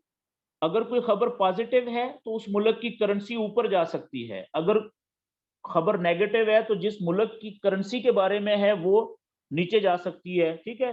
तो इसको हम कहेंगे लो इम्पैक्ट न्यूज। छोटी खबर यानी कि लो इम्पैक्ट, इम्पैक्ट कहते हैं असर को, लो इम्पैक्ट वाली, ठीक है जी। दूसरी खबर होती है जो दरमियानी होती है, दरमियानी खबर, कि जिसका असर लो इम्पैक्ट से ज्यादा होता है, ठीक है जी। दरमियाने दर्जे का असर, ये जो लो इम्पैक्ट है इस खबर से, इसके असर से थोड़ा सा ज्यादा असर हो सकता है, डबल कह लें आप, ठीक है जी। दरमियानी, दरमियाने असर वाली, दरमियाने असर वाली खबर। और तीसरी खबर होती है जो होती है हाई इम्पैक्ट की न्यूज, ये बड़ी खतरनाक होती है जी, हाई इम्पैक्ट वाली न्यूज, हाई इम्पैक्ट वाली न्यूज। तो जो पहले से तयशुदा खबरें होती हैं उनमें जो सबसे ज्यादा खतरनाक खबर होती है ना, बड़ी खबर होती है, ठीक है, इसको बड़ी खबर भी कह लें आप, बड़ी खबर, वो ये होती है जी हाई इम्पैक्ट की न्यूज, ठीक है, ये सबसे ज्यादा खतरनाक होती है। लेकिन इससे भी ज्यादा खतरनाक ये वाली मेजर फंडामेंटल की कोई भी खबर होगी वो होगी, ठीक है। अच्छा, ये जो तीन खबरें हैं ना जो पहले से तयशुदा हैं, इनका हमें पहले से पता होता है कि ये कब आने वाली है। ये कहाँ पे हम देख सकते हैं, ठीक है, ये एक वेबसाइट में लिखने लगा हूं, यहाँ पे आप नोट कर लें। एक वेबसाइट है, इसकी एप्लीकेशन भी है, www.forexfactory.com, forex factory, FACTORY, forexfactory.com। ये वेबसाइट ओपन करें, forexfactory.com। तो यहाँ पे आपको मतलब कई महीनों पहले से, ठीक है, जो महीने के बाद खबरें आने वाली हैं अपने मुल्क के टाइम के मुताबिक, वो पहले से आपको पता होंगी, ठीक है। हम देखते हैं जी, आप जरा जल्दी से, ये मैं आपके सामने शेयर करता हूं स्क्रीन, और इसके ऊपर मैं ओपन करता हूं गूगल, और गूगल पे हम चले जाते हैं फॉरेक्स फैक्ट्री के ऊपर। ये आप देखें, यहाँ पे मैं लिखने लगा हूं www.forexfactory, FACTORY.com, forexfactory.com, इसको मैंने कर दिया इंटर। तो अब ये जो वेबसाइट ओपन होगी ना, ये कुछ इस तरीके से आपके सामने ओपन होगी, ठीक है। ये इसका होम पेज ओपन हो गया है, ठीक है। इसमें आप देखें कि ये लेफ्ट साइड के ऊपर ये आइकन सा बना हुआ है, ठीक है, फॉरेक्स फैक्ट्री। और ये ऊपर देखें, ये कुछ हर पेयर के मुख्तलिफ पेयर्स लिखे हुए हैं, और नीचे ये ब्लू कलर के चार्ट्स आपको नजर आ रहे हैं, ठीक है। इनको छोड़ दें आप, असल गेम यहां से शुरू होती है। ये नीचे है, देखें ये टाइम लिखा हुआ है ये वाला, ठीक है, यहाँ पे टुडे, आज क्या तारीख है, अगस्त 2 अगस्त है। सबसे पहला जो आपने काम करना है ना, आपने ये देखना है, देखें ये नीचे डेट लिखी हुई है, और ये आगे डेट के आगे ये टाइम लिखा हुआ है, 9 बज के कितना मिनट हो रहा है यहाँ पे, 17 मिनट। आपने देखना है कि अगर आपने मोबाइल पे ओपन किया है या लैपटॉप पे ओपन किया है इस वेबसाइट को, तो सबसे पहले आपके मोबाइल या लैपटॉप पे जो टाइम चल रहा है ना, ये टाइम और ये यहाँ पे जो टाइम लिखा हुआ है ये सेम होना चाहिए। अब जैसे मेरा 9:18 हो रहे हैं लैपटॉप पे, यहाँ पे 9:17 हो रहे हैं, तो मैं इसको क्लिक करूंगा, मैं टाइम सेट करूंगा। सबसे पहले मैं यहाँ पे लिखूंगा, ऊपर देखें ये इस्लामाबाद, जोन कौन सा करूंगा, इस्लामाबाद का ये वाला, और इसको मैं सेव सेटिंग कर दूंगा, ठीक है जी। तो अब जो है वो ये मेरा टाइम 9:18 देखें, मेरे लैपटॉप वाला टाइम सेट हो गया है, ठीक है। तो ये आपने पहले टाइम सेट करना है। इसका मतलब क्या होगा कि अब ये जितनी भी नीचे खबरें हैं ना, ये इस टाइम पाकिस्तानी टाइम के मुताबिक इनके आएंगी, ये इनका टाइम ऑटो सेट हो जाएगा कि पाकिस्तानी टाइम के मुताबिक कितने बजे ये खबर आनी है। अब आप देखें तो यहाँ पे आज का दिन जो है ट्यूसडे अगस्त 2, ठीक है, आज के दिन की जो ये जितनी भी खबरें थी ना पूरी दुनिया में, खबर हमेशा किसकी होती है, किसी ना किसी मुल्क की करेंसी के बारे में होती है, मैं पहले बता चुका हूं। तो आप देखें सुबह 4:50 के ऊपर, ये AM लिखा हुआ है पाकिस्तानी टाइम के मुताबिक, ठीक है, सुबह फजर के टाइम पे जापान की JPY करेंसी है, उसकी एक खबर थी। और कौन सी खबर थी, ये देखें इंपैक्ट वाला खाना है, इंपैक्ट के नीचे देखें ये फोल्डर है येलो कलर का, इस फोल्डर के ऊपर आप माउस रखें तो ये कौन सा क्या लिखा हुआ आ गया है जी, लो इंपैक्ट एक्सपेक्टेड। तो इसका मतलब ये हुआ कि 4:50 पे आज सुबह पाकिस्तानी टाइम के मुताबिक जापानी येन जो करेंसी है उसकी एक लो इंपैक्ट वाली खबर थी पहले से तयशुदा, ठीक है। तो उस खबर की हेडिंग ये थी जो भी थी, ठीक है, उसका जो ये आगे देखें डिटेल, ठीक है, ये फोल्डर है इसको छोड़ दें। जो एक्चुअल रिजल्ट आया ना, वो रिजल्ट क्या आया, 2.8 आया। आप इसको छोड़ें कि ये रिजल्ट कितना लिखा हुआ है, आप ये देखें कि जब ये खबर का रिजल्ट आया सुबह 4:50 पे, तो यहाँ पे रेड कलर में रिजल्ट लिखा गया है। किस कलर में लिखा गया है रिजल्ट, रेड कलर में। तो रेड कलर में अगर रिजल्ट आया है जो एक्चुअल है, जिसने आना था, जो सुबह 4:50 पे आया, तो रेड कलर में रिजल्ट लिखे जाने का मतलब है कि ये नेगेटिव रिजल्ट आया है। किसके लिए, जापानी येन के लिए। तो इसकी वजह से जापानी येन के ऊपर क्या असर पड़ा होगा, कमजोर हुआ होगा, जापानी येन नीचे गया होगा। कितना, लो इंपैक्ट की न्यूज है, हल्का थोड़ा सा 19-20, ज्यादा नहीं नीचे गया होगा, लेकिन थोड़ा सा नीचे कमजोर हुआ होगा। समझ गए जी। इसी तरीके से आप देखें अगला टाइम आ गया 6:30 पे, एक खबर थी किसकी, ऑस्ट्रेलियन डॉलर की, AUD की, ऑस्ट्रेलिया में, और वो भी लो इंपैक्ट की। देखें येलो कलर का फोल्डर है, लो इंपैक्ट की न्यूज थी। रिजल्ट आया किस कलर में आया, देखें एक्चुअल के नीचे ग्रीन कलर में। तो ग्रीन कलर की कैंडल कब बनती है, जब प्राइस ऊपर जाती है। इसका मतलब है ये पॉजिटिव इंपैक्ट पड़ा है इसका ऑस्ट्रेलियन डॉलर के ऊपर इस खबर का, क्योंकि ग्रीन कलर में रिजल्ट लिखा हुआ है, ठीक है जी। तो अब ये जो आगे फोरकास्ट है ना, ये पहले से दी हुई होती है। ये फोरकास्ट का मतलब होता है तखमीना क्या लगाया जा रहा है कि ये जो खबर का रिजल्ट आना है जो अभी नहीं आया, उसके बारे में माहिरीन की राय क्या है, उनकी फोरकास्ट क्या है, उनका तखमीना क्या लगाया जा रहा है, वो पहले से दिया हुआ होता है। और पिछला जो डेटा आया था वो भी दिया हुआ होता है। असल ये एक्चुअल का खाना खाली होता है। मिसाल के तौर पे आज आप देखें, यहाँ पे आप सेटिंग चेंज करें, ये सिर्फ आज की खबरें दी जा रही हैं।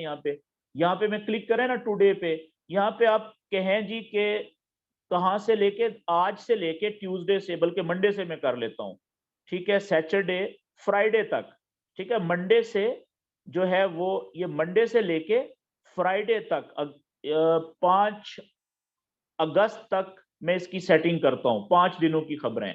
ये आप देखें जी, ये आज ट्यूसडे है, आज के दिन की खबरें। आज तो आखिरी खबर कब है, 7:15 पे थी पाकिस्तानी टाइम पे, वो खत्म हो गई है। अब देखें कल का दिन शुरू होगा, बुध का दिन। तो सबसे पहले देखें ये ग्रीन एरो लगा हुआ है छोटा सा, सुबह पाकिस्तानी टाइम के मुताबिक 3:03 पे, सॉरी 30 पे एक खबर आनी है ऑस्ट्रेलियन डॉलर की, लो इंपैक्ट किया, देखें येलो कलर का फोल्डर है। और ये देखें ये एक्चुअल के नीचे अभी रिजल्ट खाली है, जब रिजल्ट आएगा इस टाइम पे तो यहाँ पे लिखा जाएगा ना, उससे पहले देखें ये सारी लाइन खाली है एक्चुअल वाली। मेरी बात समझ रहे हैं।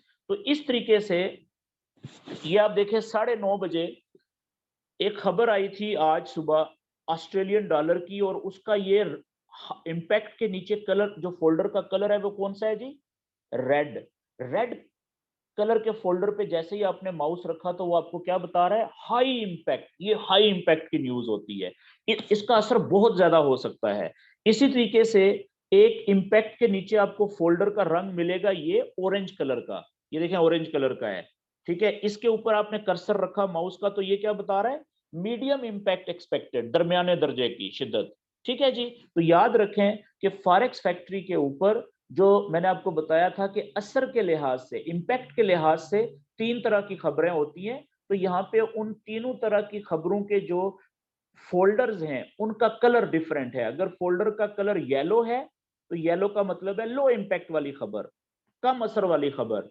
अगर है ऑरेंज ये वाला तो दरमियाने दर्जे की, मीडियम दर्जे के असर वाली खबर, ठीक है। और अगर है रेड कलर का फोल्डर तो इसका मतलब है कि हाई इम्पैक्ट वाली खबर, जिसकी जो खतरनाक होती है, जिसका बहुत ज्यादा असर हो सकता है। ठीक हो गया जी। अब अगली बात यह है कि किसी भी जो लो इम्पैक्ट वाली खबर होती है, अकेली एक खबर, उसका असर 5-10 मिनट तक पड़ता रहता है, पॉजिटिव या नेगेटिव, ठीक है, रिजल्ट के एतबार से। लेकिन जो मीडियम इम्पैक्ट की अकेली खबर होती है, उसका असर जो है कम से कम आधे घंटे के लिए पड़ता है, ठीक है ना। 15-10 मिनट, 15-20 मिनट से लेके आधे घंटे तक उसका असर जारी रहता है। लेकिन जो हाई इम्पैक्ट की न्यूज होती है किसी भी करेंसी की, उसका जो असर है उस करेंसी से रिलेटेड पेयर्स में, वो कम से कम आधे पौने घंटे से लेके 1 घंटे तक भी जारी रहता है, याद रखिएगा। और अगर एक वक्त में एक से ज्यादा खबरें हो, जैसे देखें ये कल सुबह 3:45 पे, ठीक है, न्यूजीलैंड डॉलर की एक ही टाइम पे कितनी खबरें हैं, एक हाई इंपैक्ट की न्यूज है, उसी वक्त एक मीडियम इंपैक्ट की न्यूज है, उसी वक्त, ठीक है, एक लो इंपैक्ट की न्यूज है। तो एक वक्त में 3 खबरें हैं। तो अब ये तीनों का रिजल्ट बताएगा। अगर ये सारा पॉजिटिव आ गया तो डॉलर, ये जो न्यूजीलैंड डॉलर है वो बहुत ज्यादा मजबूत हो सकता है, बहुत ज्यादा ऊपर जा सकता है। ये भी हो सकता है कि एक खबर पॉजिटिव आ जाए रिजल्ट वाइज, दूसरी जो है नेगेटिव आ जाए, तो फिर उसमें बैलेंसिंग करनी होती है रिजल्ट के हिसाब से। ये बात क्लियर होगी। अच्छा, अब आप में से जो दोस्त इंग्लिश पढ़ना जानते हैं, आप में से जो दोस्त इंग्लिश पढ़ना जानते हैं, वो, अब जैसे मिसाल के तौर पे ये खबर है कल आनी है ना, बुध वाले दिन सुबह 3:45 पे न्यूजीलैंड डॉलर की, ये हाई इंपैक्ट की न्यूज है। हेडिंग है ये वाली, एम्प्लॉयमेंट चेंज क्वार्टरली, ठीक है। आप इसकी डिटेल पढ़ना चाहें तो आप यहाँ पे देखें, हर न्यूज के आगे जो ये फोल्डर बना हुआ है जिसपे ये माउस का हाथ आ गया है, लिखा हुआ है ओपन डिटेल, इसको आप क्लिक करें, ठीक है। तो जैसे ही आप इसको क्लिक करेंगे, ये एक देखें एक विंडो सी आ गई है। इस विंडो पे ये लेफ्ट साइड पे यहाँ पे पहली हेडिंग छोड़ दें, ये स्टैटिस्टिक वाली के कौन सा, ठीक है, मैकमा है जिसने ये खबर शाया करनी है, रिजल्ट शाया करना है, दूसरी हेडिंग छोड़ दें। तीसरी जो हेडिंग है देखें, ये क्या लिखा हुआ है, यूएल इफेक्ट। क्या लिखा हुआ है जी, यूएल इफेक्ट।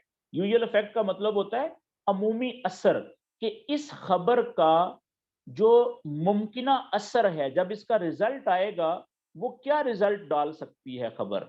ये आपने हर खबर का, जो इंग्लिश पढ़ना जानते हैं दोस्त, जो आने वाली है जिसका रिजल्ट अभी आया नहीं है, उसका आपने ये यूएल इफेक्ट जो है ना, इसको पढ़ना होता है, इस लाइन को। इस एक लाइन है ये, इसके अंदर देखें क्या लिखा हुआ है, इस एक लाइन के अंदर, इसके अंदर लिखा हुआ है कि जो एक्चुअल, एक्चुअल का मतलब है जो रिजल्ट आने वाला है, जब उसका टाइम पूरा होगा 3:45 पे, जब एक्चुअल जो भी रिजल्ट आएगा वो अगर हुआ ग्रेटर, ग्रेटर का मतलब होता है ज्यादा, किससे, फोरकास्ट से, जो तखमीना लगाया जा रहा है। तखमीना क्या लगाया जा रहा है, ये देखें 0.4% है, ये काला काला लिखा हुआ है इधर, ठीक है। तो जो एक्चुअल रिजल्ट आया, अगर वो तखमीने से हुआ ज्यादा, तो फिर क्या होगा, इज गुड फॉर करेंसी। किस करेंसी के लिए गुड का मतलब अच्छा होगा, न्यूजीलैंड डॉलर के लिए। यानी वो न्यूजीलैंड डॉलर पॉजिटिव चला जाएगा, ऊपर मजबूत हो जाएगा, उसके चांसेस हैं कि फिर वो मजबूत होना शुरू हो जाएगा, ठीक है। इसका उलट क्या हो सकता है कि अगर फोरकास्ट से लेस देन आया, ग्रेटर ना आया, कम आया, तो फिर न्यूजीलैंड डॉलर की करेंसी नीचे भी जा सकती है। तो ये उन दोस्तों के लिए है जो पढ़े लिखे हैं। जो पढ़े लिखे नहीं है, इंग्लिश पढ़ना लिखना नहीं जानते, उनके लिए टेंशन नहीं है। वो सिर्फ रिजल्ट आए, उसका रिजल्ट का कलर देखें और उस पे अंदाजा लगा लें कि ये मजबूत हुई है करेंसी या जो है वो कमजोर हुई है। अच्छा, ये तो हो गए 2 कलर, ठीक है जी। अब एक जब रिजल्ट आता है ना किसी भी खबर का, तो वो 3 तरह के कलर्स हो सकते हैं उस रिजल्ट के, एक रेड, एक ग्रीन, और एक ये देखें ब्लैक कलर का भी आता है। तो ब्लैक कलर का रिजल्ट का मतलब क्या होता है, न्यूट्रल, ना ऊपर ना नीचे, जितना एक्सपेक्ट किया जा रहा था ना, फोरकास्ट किया जा रहा था, बस उतना ही है, उससे मिलता जुलता। समझ गए, तो कोई खास असर नहीं पड़ना, ना ऊपर जाना है ज्यादा, ना नीचे जाना है ज्यादा। हाँ, खबर आने से कुछ देर पहले झटके लग सकते हैं, मार्केट बड़ी तेजी से ऊपर नीचे जा सकती है, खुसूसन जो हाई इंपैक्ट की न्यूज होती है। देखें ये तो 2 है ऑस्ट्रेलियन डॉलर की, ठीक है ना, आज सुबह 9:30 बजे। तो लेकिन रिजल्ट आने से कुछ मिनट पहले, 5, 10, 15, 20 मिनट पहले बहुत तबाही मची हुई होगी, प्राइसेस कैंडल्स बहुत ऊपर नीचे हो रही होंगी ऑस्ट्रेलियन डॉलर की। क्यों? क्योंकि एक ही टाइम पे 2 खबरें आनी थी हाई इंपैक्ट की। जैसे रिजल्ट आया, रिजल्ट न्यूट्रल आ गया, उसके बाद आहिस्ता आहिस्ता वहां पे नॉर्मल हो जाएगी जहां पे चल रही थी प्राइस, जैसे थे। मेरी बात समझ गए हैं जी? ओके, आगे चलते हैं जी। अब अगला सवाल ये है कि आप दोस्तों को ये कैसे पता चलेगा कि हाई इंपैक्ट की न्यूज का असर कितना होगा किसी भी करेंसी के ऊपर, पॉजिटिव या नेगेटिव। तो सिंपल जवाब ये है कि आपने 2-4 दफा ऑब्जर्व करना है। मिसाल के तौर पे ये आप देखें, कल सुबह ये 3:45 पे पाकिस्तानी टाइम पे एक हाई इंपैक्ट की न्यूज आनी है न्यूजीलैंड डॉलर की, और मीडियम इंपैक्ट की भी उसी वक्त है, ठीक है ना। लेकिन सुबह ये तो अजानों का टाइम होता है, बल्कि अजाने भी तकरीबन 3:55 पे होती हैं पिंडी इस्लामाबाद में फजर की। आप सोए हुए होंगे, इसको छोड़ दें। आपने क्या करना है, देखें ये सुबह, कल सुबह 11:30 बजे दिन की बात हो रही है, ये स्विस फ्रैंक है, इसकी एक खबर है हाई इंपैक्ट की न्यूज। आप ये खोल के बैठ जाएं, ठीक है ना, 11 बजे, और जितने भी करेंसीज के पेयर हैं जिनमें CHF आता है वो पेयर्स ओपन कर लें, 2-3 चार्ट ओपन कर लें। जैसे ही इसका रिजल्ट आए ना, उस वक्त देखें कि रिजल्ट अगर पॉजिटिव आया है, हाई इंपैक्ट की न्यूज है ये स्विस फ्रैंक की, CHF की, तो उसका कितना रिजल्ट पड़ेगा उसके ऊपर, कितना ऊपर जाएगी वो, कितना नीचे जाएगी अगर नेगेटिव आया। और खबर हाई इंपैक्ट की है, खबर आनी है, रिजल्ट आना है 11:30 बजे, तो उससे 15-20 मिनट पहले आप देखें कि कितनी मूवमेंट तेज होगी, ठीक है, इसके इंतजार में। तो ये आप 2-4 दफा देखेंगे तो आपको अंदाजा होगा कि किस खबर का वक्त, जब रिजल्ट का होना आने वाला होता है उससे पहले 15-20 मिनट पहले कितनी तेजी आती है, ऊपर नीचे प्राइस होती है। जब रिजल्ट आता है तो पॉजिटिव आए तो कितना असर पड़ता है, और नेगेटिव आए तो कितना असर पड़ता है। तो 2-4 दफा जब आप रिजल्ट्स देखेंगे ना चार्ट के ऊपर कैंडल, तो आपको आइडिया हो जाएगा कि लो इंपैक्ट और मीडियम इंपैक्ट और हाई इंपैक्ट का असर कितना होता है। एक और बात, तो क्या आपको शुरू में न्यूज जैसे ही आए उसके बाद फौरन ट्रेड ले लेनी चाहिए रिजल्ट देख के? नहीं जी, शुरू में कम से कम 2-3 हफ्ते आपको न्यूज आने के आधा घंटा से 1 घंटा पहले और आधे घंटे से 1 घंटा बाद में ये ट्रेड नहीं लेनी चाहिए, सिर्फ उस न्यूज का असर देखना चाहिए कि चार्ट पे क्या हो रहा है। ठीक हो गया? जब आपकी ग्रिप बन जाएगी, प्रैक्टिस हो जाएगी, तो समझ आ जाएगी, फिर आप न्यूज जब आए, उसका रिजल्ट आ जाए, उसके हिसाब से फिर जहां से नॉलेज के मुताबिक ट्रेड आपको बेहतर मिल रही है वहां से आप ट्रेड लगाएं। ठीक है जी? अच्छा, अब ये तो हो गया जी फंडामेंटल न्यू नॉलेज के ऊपर। अच्छा, एक बात याद रखने वाली है, क्या? कि ये जो मीडियम इंपैक्ट की न्यूज होती है, ये पहले से जो तयशुदा खबरें हैं फॉरेक्स फैक्ट्री के ऊपर, ये जो मीडियम इंपैक्ट की न्यूज होती है, याद रखिएगा, ये वाली, और ये जो हाई इंपैक्ट की न्यूज होती है, इनका रिजल्ट भी आप समझ लें दोनों का बहुत ज्यादा पड़ता है। और खुसूसन जब किसी एक टाइम पे एक करेंसी की एक ही खबर हो, या मीडियम या हाई इंपैक्ट की, तो इसकी वजह से भी अच्छी खासी हलचल होती है मार्केट में, ठीक है ना। और बाज औकात क्या होता है कि एक ही वक्त में एक से ज्यादा न्यूज आ रही होती है एक ही करेंसी वाली, ठीक है, तो फिर उनका असर डबल ट्रिपल भी हो सकता है। तो ये कॉमन सेंस की बात है, ये जब आप देखेंगे 2-4 दफा तो फिर आपको पता चलेगा। लेकिन एक चीज मैं आपको बता दूं कि जब भी कोई मीडियम इंपैक्ट की या हाई इंपैक्ट की न्यूज आती है, तो उसका जो चार्ट के ऊपर प्राइस कितनी ऊपर नीचे हो सकती है, जो आपने नॉलेज अप्लाई किया हुआ है, ठीक है ना, मैं यहाँ पे ये लिख देता हूं। मिसाल के तौर पे आपने ये गोल्ड के चार्ट अप्लाई किए हुए हैं, ठीक है, ये एक मिनट जरा मैं इसको ओपन कर लेता हूं। तो याद रखने वाली बात है कि अमूमन जो मीडियम इंपैक्ट की न्यूज होती है ना, वो 30 मिनट के लेवल्स को भी तोड़ देती है, आसानी से, और 1 घंटे वाले लेवल को भी तोड़ देती है, सपोर्ट और रेजिस्टेंस के जो भी लेवल आपने बनाए हुए हैं। लेकिन 4 घंटे के लेवल बार बार नहीं टूटते, वो मजबूत होते हैं ना, लेकिन अगर 4 घंटे वाला टूट भी जाए तो वापस रिट्रेसमेंट जल्दी हो जाती है। लेकिन 1 दिन वाला तो बहुत ही मजबूत लेवल होता है, वो महीनों में या कई हफ्तों के बाद इक्का दुक्का दफा टूटता है, ये याद रखिएगा। तो अब हम आते हैं जी आगे अगले चार्ट के ऊपर। आखिरी टॉपिक आज का हमारा जो बहुत इंपॉर्टेंट, ठीक है, बहुत इंपॉर्टेंट है ये, ठीक है, ये है जी मनी मैनेजमेंट क्या होती है। ये मैं लिखने लगा हूं जी, यहाँ पे आपकी स्क्रीन के ऊपर अब व्हाइट स्क्रीन आ गई है सामने। तो बात हो रही है कि मनी मैनेजमेंट किसे कहते हैं।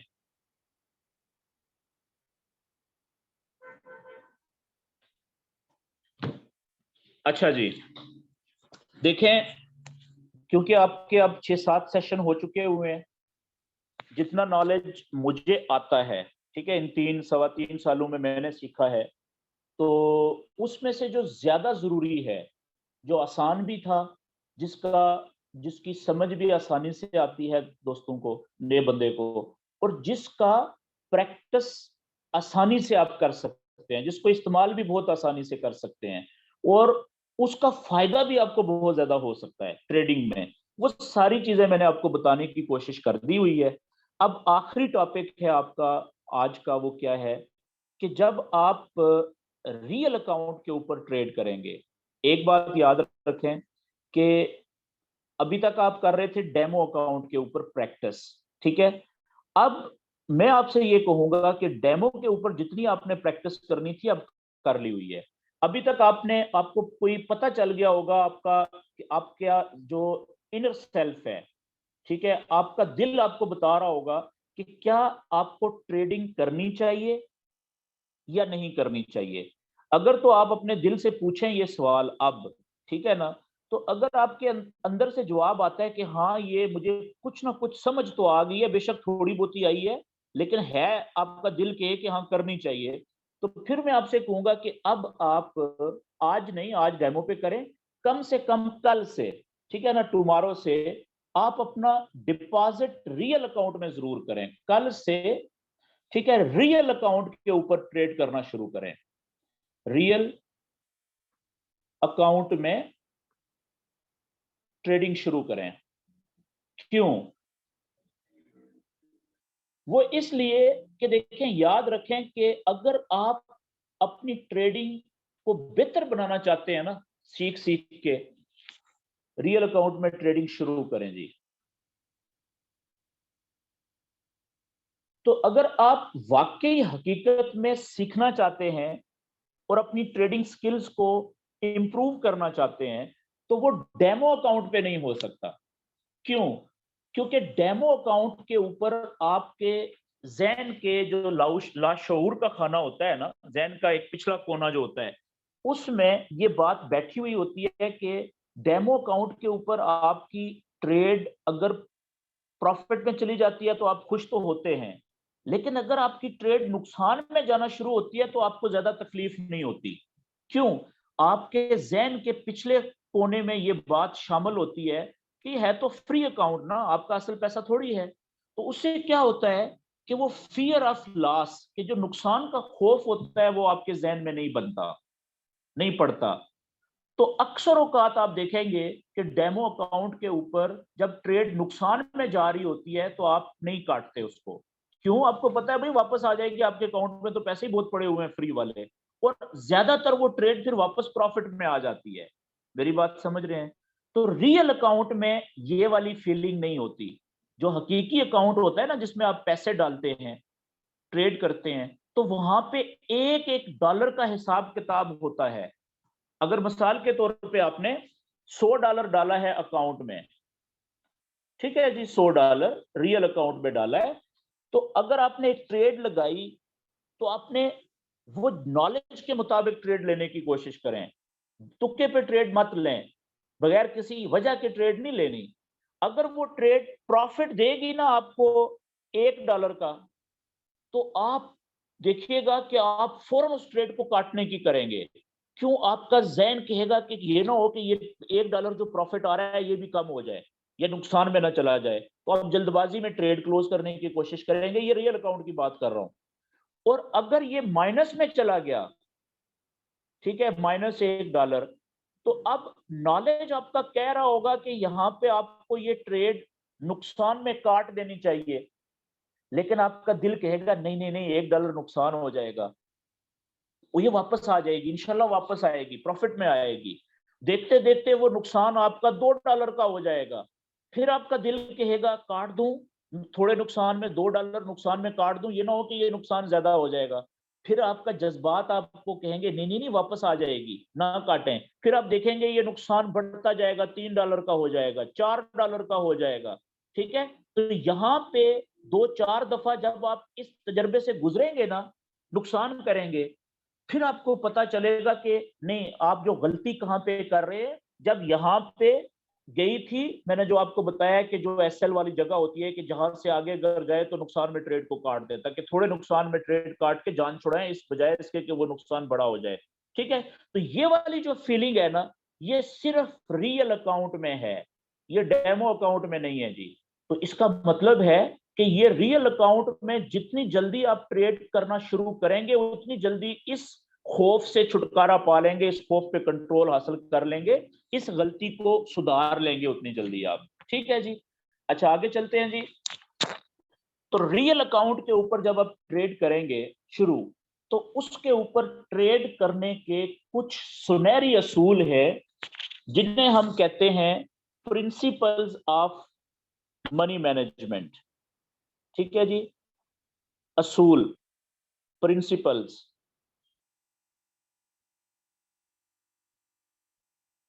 Of money management.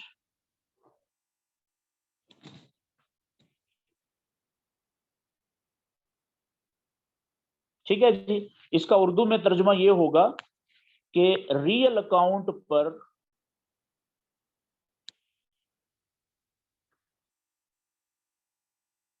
में पहले 1 महीने में, पहला जो आपका 1 महीना है,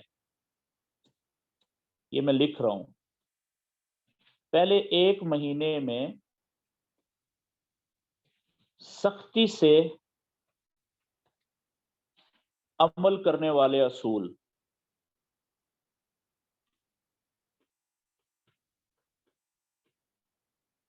कम से कम पहला 1 महीना लाजम आपने इन 4 बातें हैं ये जो मैं आगे लिखूंगा, इन पे लाजम सख्ती से आपने अमल करना है। उसके बाद क्या होगा?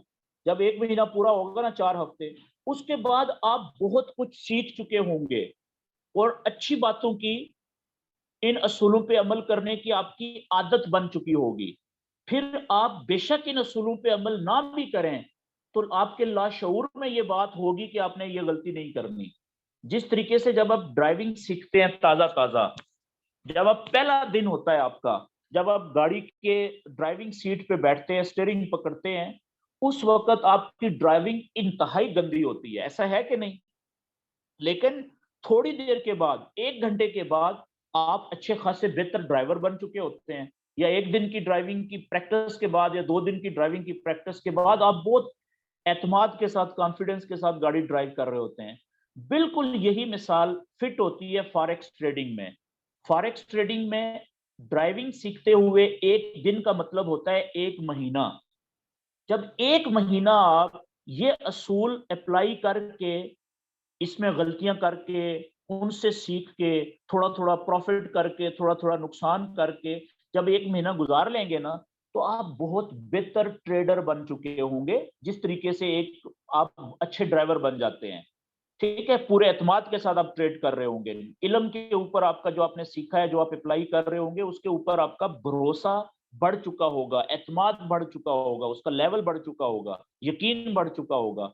तो फिर आपकी मर्जी है कि इन बातों पे अमल करें या ना करें, लेकिन पहला महीना आपने सख्ती से अमल करना है जी। वो प्रिंसिपल्स या वो बुनियादी 4 असूल कौन से हैं, ये मैं लिखने लगा हूं जी एक एक करके।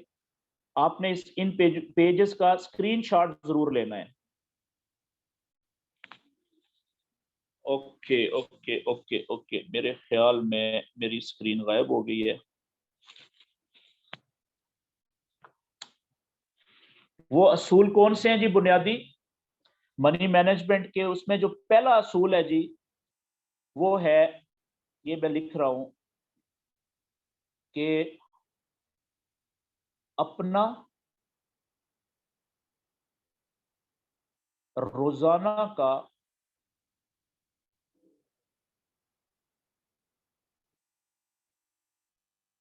प्रॉफिट का टारगेट सेट करें। प्रॉफिट कमाने का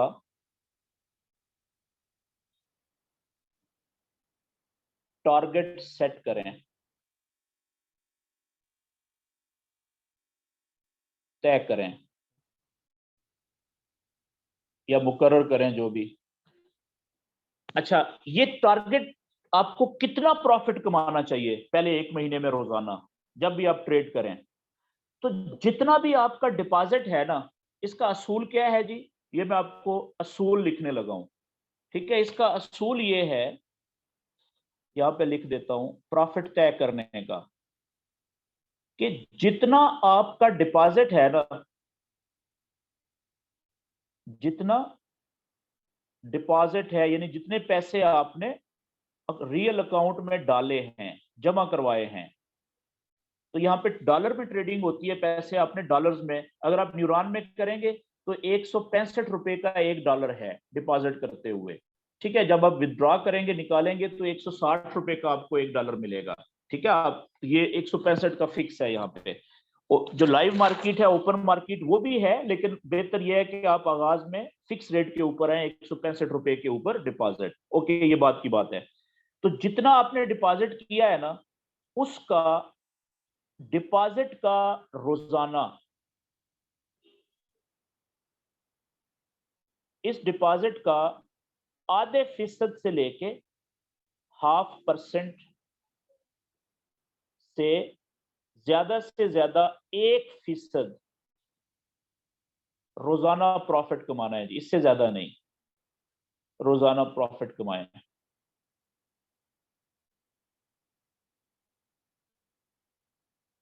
इससे ज्यादा नहीं। क्या बात हुई कि आधा परसेंट, मिसाल के तौर पे आपने डिपॉजिट किया $100 या $50, मैं कम से लिखता हूं, $50, तो $50 का आधा परसेंट कितना बनता है? 1% बनता है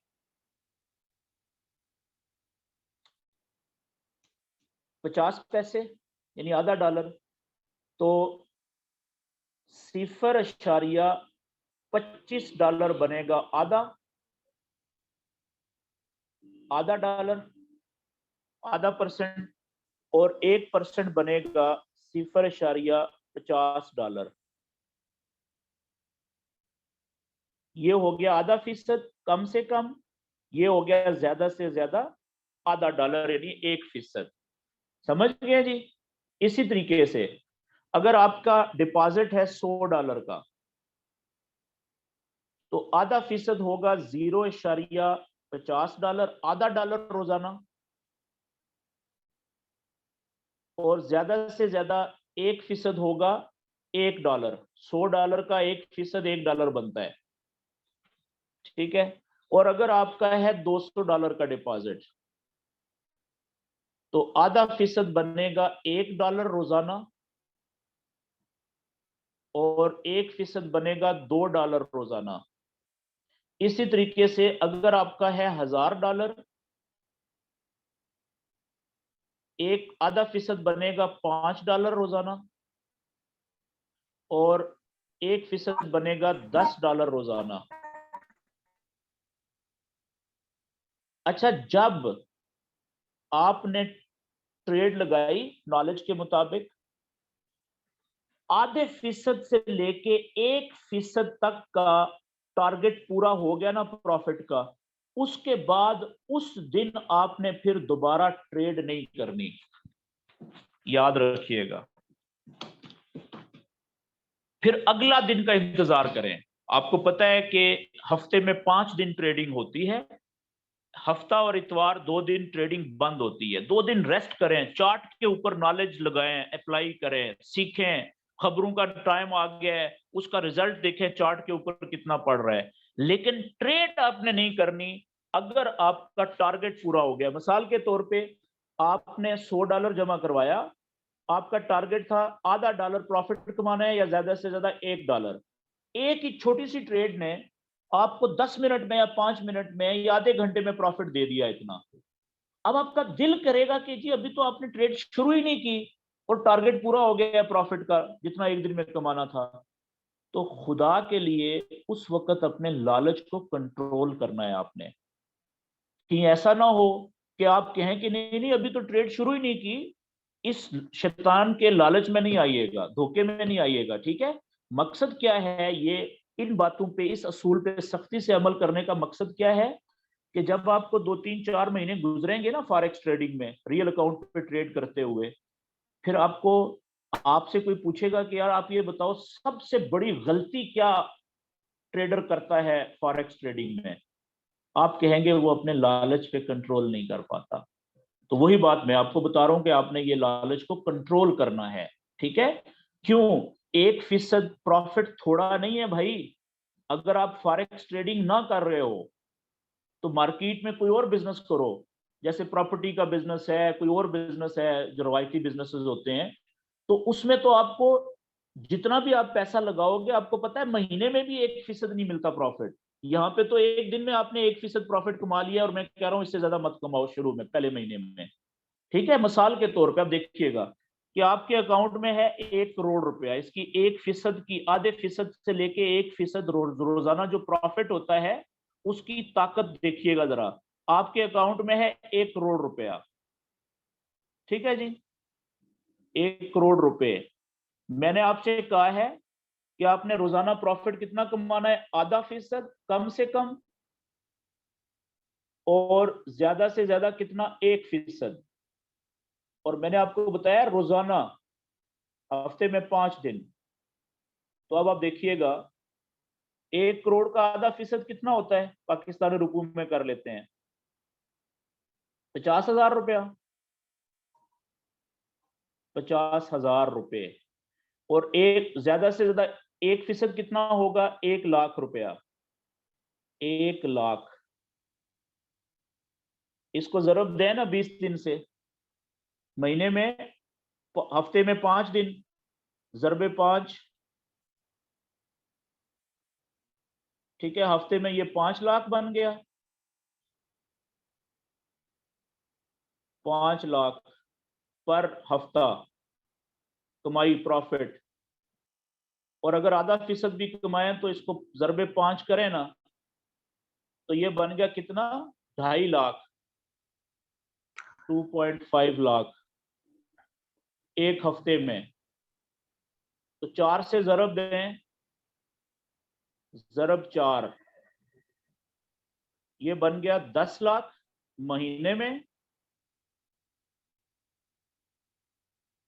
एक महीने में कम से कम आधा फीसद आपने प्रॉफिट कमाया है रोजाना, और 10 लाख रुपया महीने का प्रॉफिट कमा लिया है। और अगर 1% कमाए तो 5 को जरब दे ना 4 से, तो ये बन जाएगा कितना, 20 लाख।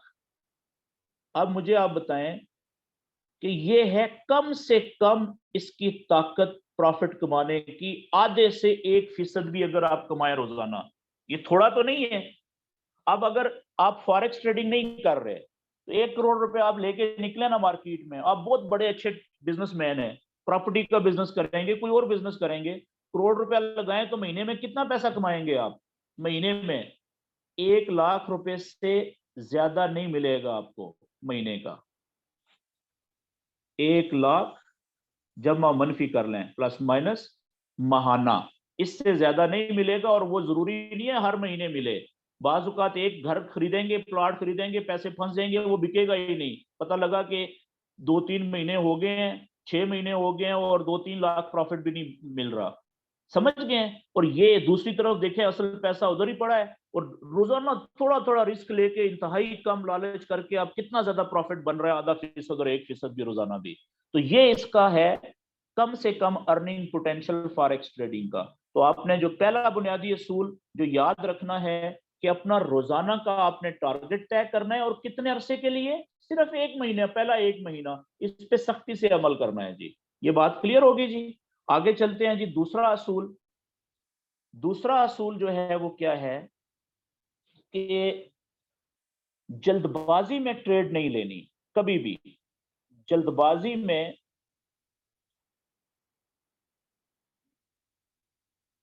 ट्रेड नहीं लेनी।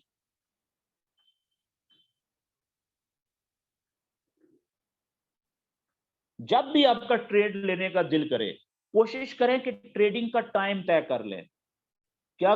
ट्रेड का एक टाइम तय कर लें, कोशिश करें। ये मैं लिख इसलिए रहा हूं ताकि आपको याद रहें ये बातें। कोशिश करें कि रोजाना अपनी ट्रेडिंग का टाइम तय कर लें। मिसाल के तौर पे आप में से अगर कोई दोस्त जॉब करता है, नौकरी करता है, कोई बिजनेस करता है या स्टूडेंट है, ठीक है, रोजाना ट्रेडिंग का एक टाइम तय कर लें।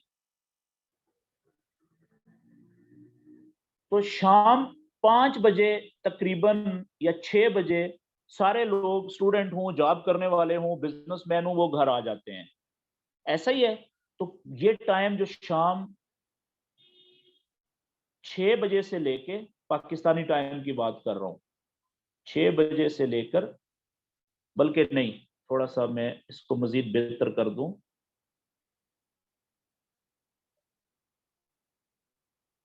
शाम 5 बजे से लेकर बजे से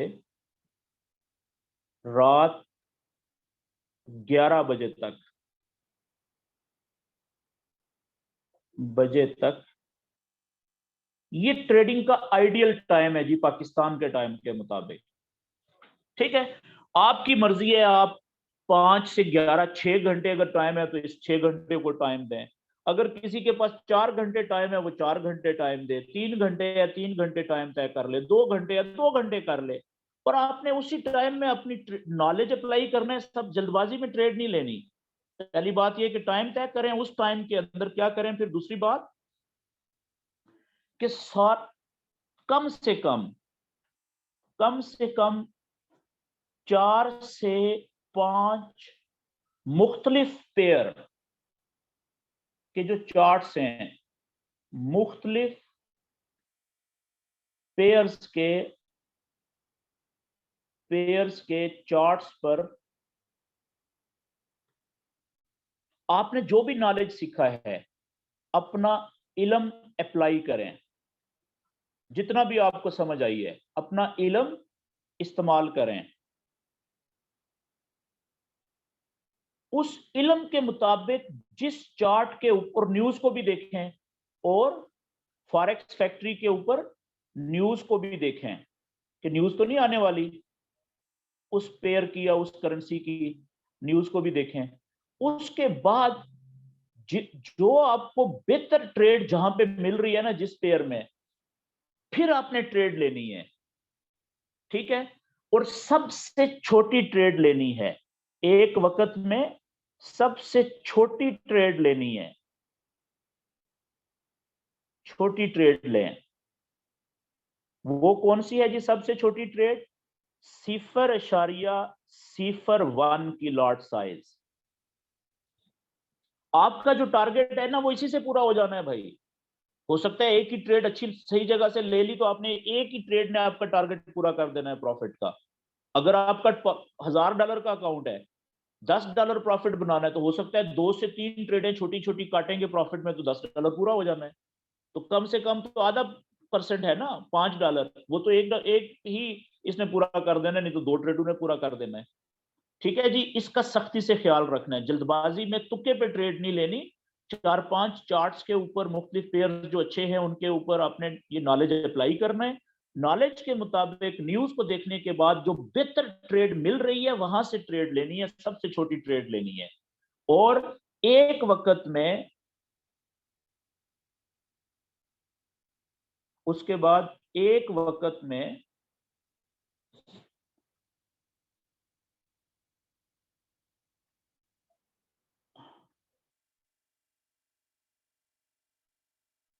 सिर्फ एक ट्रेड लें,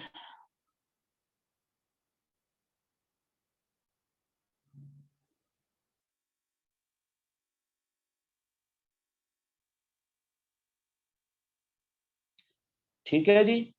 और जब तक उस ट्रेड को क्लोज ना कर दें, उस वक्त तक दूसरी ट्रेड नहीं लेनी आपने, जब तक एक ट्रेड चल रही है। समझ गया ना? और पहली ट्रेड को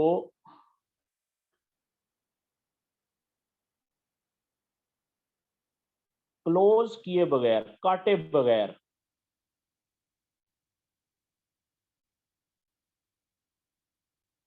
किए बगैर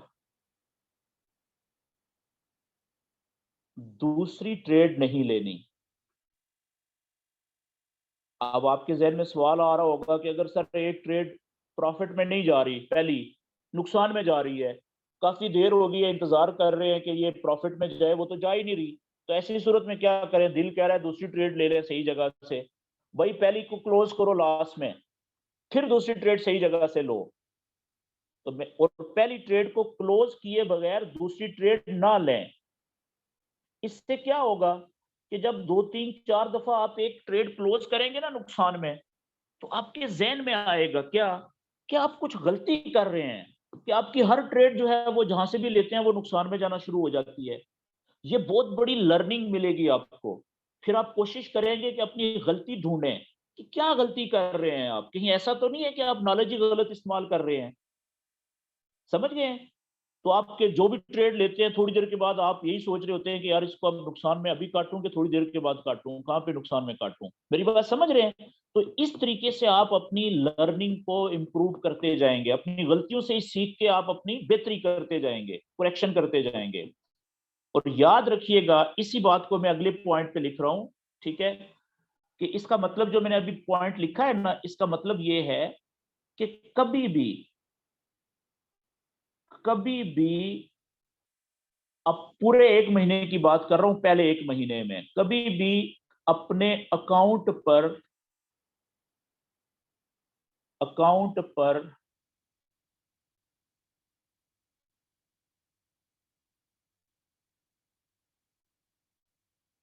ये बात बहुत इंपॉर्टेंट है, 0.5% से ज्यादा रिस्क ना लें। पहले 1 महीने की बात हो रही है जी, रिस्क ना लें। रिस्क का मतलब होता है खतरा। क्या मतलब हुआ कि अगर आपका बहुत ज्यादा दिल कर रहा है ना, बहुत ज्यादा, तो आधे फीसद को थोड़ा सा बढ़ा लें, 1% कर लें, लेकिन 1% से ज्यादा रिस्क आपने बिल्कुल भी नहीं लेना। इसका क्या मतलब है, ये समझिएगा जरा। आपका डिपॉजिट है जी, यहां पे मैं लिख रहा हूं, ये रिस्क 1% रिस्क क्या होता है और आधा परसेंट रिस्क कितना होता है, ठीक है। और ये मैं पेयर्स लिख रहा हूं यहां पे, करेंसी के पेयर्स, ठीक है, करेंसी के मेजर पेयर्स जो होते हैं, करेंसी मेजर पेयर्स।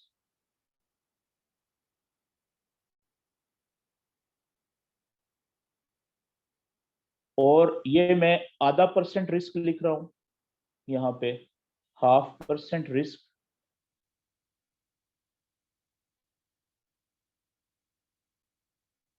और यहां पे मैं लिख रहा हूं एक ज्यादा से ज्यादा 1% रिस्क, 1% रिस्क।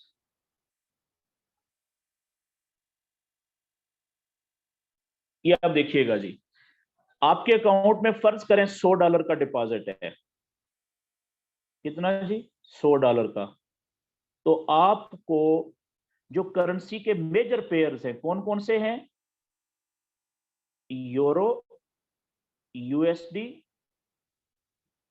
ठीक है, GBP, USD, USD CHF,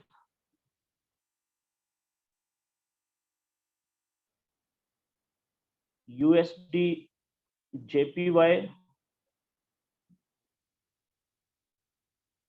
USD CAD, ठीक है, इस तरह के जो 7-8 मेजर पेयर्स हैं, इनमें से किसी भी पेयर में आप ट्रेड लें तो 1% रिस्क की ट्रेड पता क्या है, 0.01 की आप एक ट्रेड लेंगे ना, सबसे छोटी 1 पैसे की, तो ये 1% रिस्क वाली ट्रेड है जी। इसका मतलब क्या हुआ, क्योंकि इससे छोटी ट्रेड है ही नहीं कोई, 1%, 1 सेंट से छोटी ट्रेड तो है ही नहीं ना, लगती ही नहीं है। तो इसका मतलब है आधे फीसद वाली रिस्क वाली ट्रेड तो आप ले ही नहीं सकते $100 के अकाउंट पे। और जो दोस्त $50 का अकाउंट डिपॉजिट करते हैं, वो अगर 1 सेंट की ट्रेड लेंगे तो उसके ऊपर वो 2% रिस्क ले रहे होते हैं। मेरी बात समझ रहे हैं? लेकिन अगर आप $200 का नील, यानी कि $100 वाले अकाउंट पे आधे फीसद वाले रिस्क की आप ट्रेड लगा ही नहीं सकते, क्योंकि इतनी छोटी ट्रेड ही कोई नहीं है। ठीक है, अब आप देखें, अगर आपका $200 का डिपॉजिट है तो फिर आधा फीसद, 1% का क्या होगा, 0.02 की एक ट्रेड ली आपने, ये हो गया 1% रिस्क ज्यादा से ज्यादा। लेकिन आधा फीसद रिस्क क्या होगा कि आप सिर्फ 0.01 की एक ट्रेड लें जी। समझ गए? इसलिए मैं कहता हूं कि कम से कम जो जो डिपॉजिट जो दोस्त अफोर्ड कर सकते हैं, वो उनको शुरू में $200 करना चाहिए, ताकि वो आधे फीसद की ट्रेड ले सकें रिस्क वाली। और उसमें फिर आप ये, अगर 1% किसी ने रिस्क लेना है तो वो पहली ट्रेड 0.02 की मत लें, बल्कि पहली ट्रेड अगर नुकसान में बहुत ज्यादा चली जाए नॉलेज के मुताबिक, तो जहां से वो देखें कि अब वहां से वो वापस प्रॉफिट की तरफ जा सकती है, वहां से 0.01 की एक और ट्रेड ले लें, एवरेजिंग करें। मेरी बात समझ गए? तो आप याद रखें कि ये कभी भी कोशिश करें आधे फीसद से ज्यादा रिस्क मत लें। लेकिन बहुत मजबूरी करनी पड़ जाए तो फिर 1% से ज्यादा रिस्क सोचे भी ना लेने का। और अब कुछ दोस्त होते हैं जो गोल्ड के पेयर पे ट्रेड कर रहे होते हैं, मैं उनको बता देता हूं कि गोल्ड का जो पेयर है ना, XAU USD, ये जो है इस पे डबल रिस्क होता है। जो करेंसीज के पेयर्स हैं इनका डबल रिस्क होता है इसमें, ये बड़ा खतरनाक पेयर है, डबल रिस्क। ठीक है, ये इसका गोल्ड का पेयर जो है, इसका रिस्क डबल होता है जी। मैं लिख देता हूं यहां पे ताकि आपको याद रहे, डबल रिस्क होता है ये। इसका मतलब क्या हुआ डबल रिस्क का, कि अगर गोल्ड के पेयर पे आपके पास $200 का डिपॉजिट है, तो आप 0.01 की ट्रेड लेंगे ना, ये वाली, तो ये आधा फीसद रिस्क नहीं है, ये 1% रिस्क है भाई। ये 1% रिस्क है, ये 1% रिस्क। तो गोल्ड की ट्रेड कब लेनी चाहिए, जब आपके अकाउंट में कम से कम $400 हो, तब आप आधे फीसद रिस्क वाली एक ट्रेड ले सकते हैं 0.01। ये है आधा फीसद रिस्क। और 0.02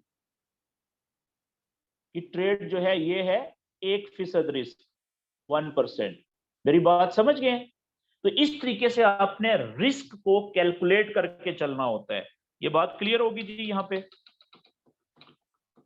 ओके, अब अगली जो बात है वो भी बहुत इंपॉर्टेंट है, इसी से मिलती जुलती है, क्योंकि बात काफी लंबी हो गई है आज का सेशन। अब बंदे मेरा, क्योंकि काफी देर से मैं मीटिंग्स में भी हूँ, ठीक है, तो कुछ अगर कमी बेशी रह गई तो वो आप दोबारा जब सेशन अटेंड करेंगे तो उसमें आपका क्लियर हो जाएगा, अगले जो सेशंस होंगे जब वीडियोस देखेंगे पिछली वाली बाकी।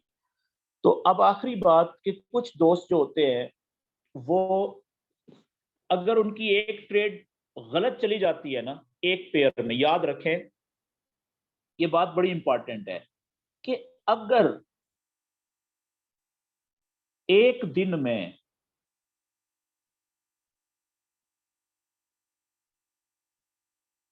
आप आधे फीसद से 1% नुकसान कर लेते हैं, कर लेते हैं। दो ही ऑप्शन है ना, जब आप ट्रेड लगाएंगे या तो वो प्रॉफिट में कटेगी या नुकसान में कटेगी। अगर तो आधे फीसद से लेके 1% प्रॉफिट आपका बन गया तो वारे न्यारे हो गए, उस दिन का प्रॉफिट का टारगेट पूरा हो गया। इसकी दूसरी सूरत क्या है, अगर प्रॉफिट में नहीं कटी, अगर आपने लॉस में ट्रेड काटी, तो आप देखें कि अगर आपका $100 का अकाउंट है, ठीक है, और आपने नुकसान में ट्रेड क्लोज कर दी है लॉस में, कितना, आधा फीसद से लेके 1%, कितने पैसे बनते हैं ये 1%, $0.50 से लेके $1 आपने लॉस कर दिया है आज। तो यार कोशिश करो उस दिन, अगर एक दिन में आपका ये नुकसान कर लिया है, तो उस दिन ट्रेड मत करें, ट्रेड मत, ये सबसे मुश्किल काम है। अगले दिन का इंतजार करें। क्यों? एक दिन का आपका टारगेट था कि प्रॉफिट कमाएंगे इतना, हाफ से 1%, या नुकसान इतना हो गया तो ट्रेड क्लोज कर देंगे। तो आज नुकसान हो गया है ना, आज दिन अच्छा नहीं है आपके लिए, आज आप ट्रेड मत करें। क्यों? क्योंकि अब जो आप ट्रेड करेंगे, चांसेस हैं कि आप बदला, रिवेंज, ठीक है, बदला लेने की कोशिश करेंगे मार्केट से, चार्ट से, ठीक है। तो बदले वाली जो कैफियत होती है ना, आपकी ज़हनी हालत, ये ठीक नहीं है आपके लिए, इसमें आप बहुत ज्यादा नुकसान कर सकते हैं। जल्दबाजी में ट्रेड लेंगे, लालच में, गुस्से में, वहां पे आप नॉलेज का सही इस्तेमाल नहीं कर सकते। बल्कि क्या करें कि जो आपका टाइम है उसको आप चार्ट पे इस्तेमाल करें ना, नॉलेज इंप्रूव करें, प्रैक्टिस करें। अगला दिन जब शुरू हो नया, उस दिन बिल्कुल नए जज्बे के साथ, नए ठंडे दिमाग के साथ, फिर दोबारा वही प्रोसेस पूरा करें, नॉलेज अप्लाई करके, अगर सही जगह से ट्रेड मिल रही है तो लें। इस तरह क्या होगा कि अगले दिन आपको ऐसी ट्रेड मिल जाएगी सही जगह पे, जो पिछले दिन का नुकसान भी पूरा कर लेगी और अगले दिन का प्रॉफिट भी पूरा कर देगी। ठीक है ना, आपका टारगेट था $1 प्रॉफिट बनाने का, वो $2 आपको प्रॉफिट दे देगी, $3 भी दे सकती है एक ही ट्रेड, क्योंकि सही जगह से आपने लिया ना। तो रिवेंज में मत पड़े, बदले की जो अप्रोच होती है ना ट्रेडिंग में, रिवेंज ट्रेडिंग, इसमें मत जाएं, ये बड़ी खतरनाक होती है। ज्यादातर दोस्त ये नुकसान कर रहे होते हैं शुरू शुरू में। और याद रखिएगा कि जो आपका पहला डिपॉजिट है ना फॉरेक्स में, पहला डिपॉजिट, ये है आपका दूसरा डिपॉजिट, ठीक है। ये है डिपॉजिट का मतलब जब आप पैसा डालते हैं अकाउंट में, पहली दफा, दूसरी दफा और तीसरी दफा। जो पहला डिपॉजिट होता है ना आपका, क्योंकि आप आगाज है ना, अभी आप सीख रहे हैं, तो ये 100% रिस्क पे होता है जी, 100% रिस्क पर है आपका अकाउंट, रिस्क है, क्योंकि आपने गलतियां करनी है, नुकसान करना है, चांसेस ज्यादा है, गलतियों से ही सीखेंगे ना। लेकिन अब अगर आप पहला अकाउंट उड़ा दें, तो अगर गलतियों से सीख ले, तो दूसरा जो अकाउंट आप डिपॉजिट करेंगे, दूसरी दफा पैसा जितना भी, उसके ऊपर आपका तकरीबन 75% रिस्क होगा कि ये भी आप उड़ा देंगे, रिस्क है। ठीक है, ये ज्यादातर बंदों की बात कर रहा हूं, जो सीख जाते हैं शुरू में ही, तो वो पहला अकाउंट भी नहीं उड़ाते, ठीक है, उसी में प्रॉफिट पे चले जाते हैं। मैं वर्स्ट यानी के इंतहाई बुरे हालात में रह के ये बात कर रहा हूं। और जो तीसरा आपका डिपॉजिट होता है ना, वो चला जाता है रिस्क और रिवार्ड रेशो 50-50 पे। 50% चांसेस होते हैं तीसरी दफा के डिपॉजिट पे कि आप प्रॉफिट में निकल जाएंगे या आप ये भी उड़ा देंगे। लेकिन जो आपका चौथा अकाउंट होता है, चौथी दफा जो आप डिपॉजिट करते हैं, उसके कामयाब, उसमें प्रॉफिट बनाने के चांसेस हर बंदे के बहुत ज्यादा होते हैं। क्यों?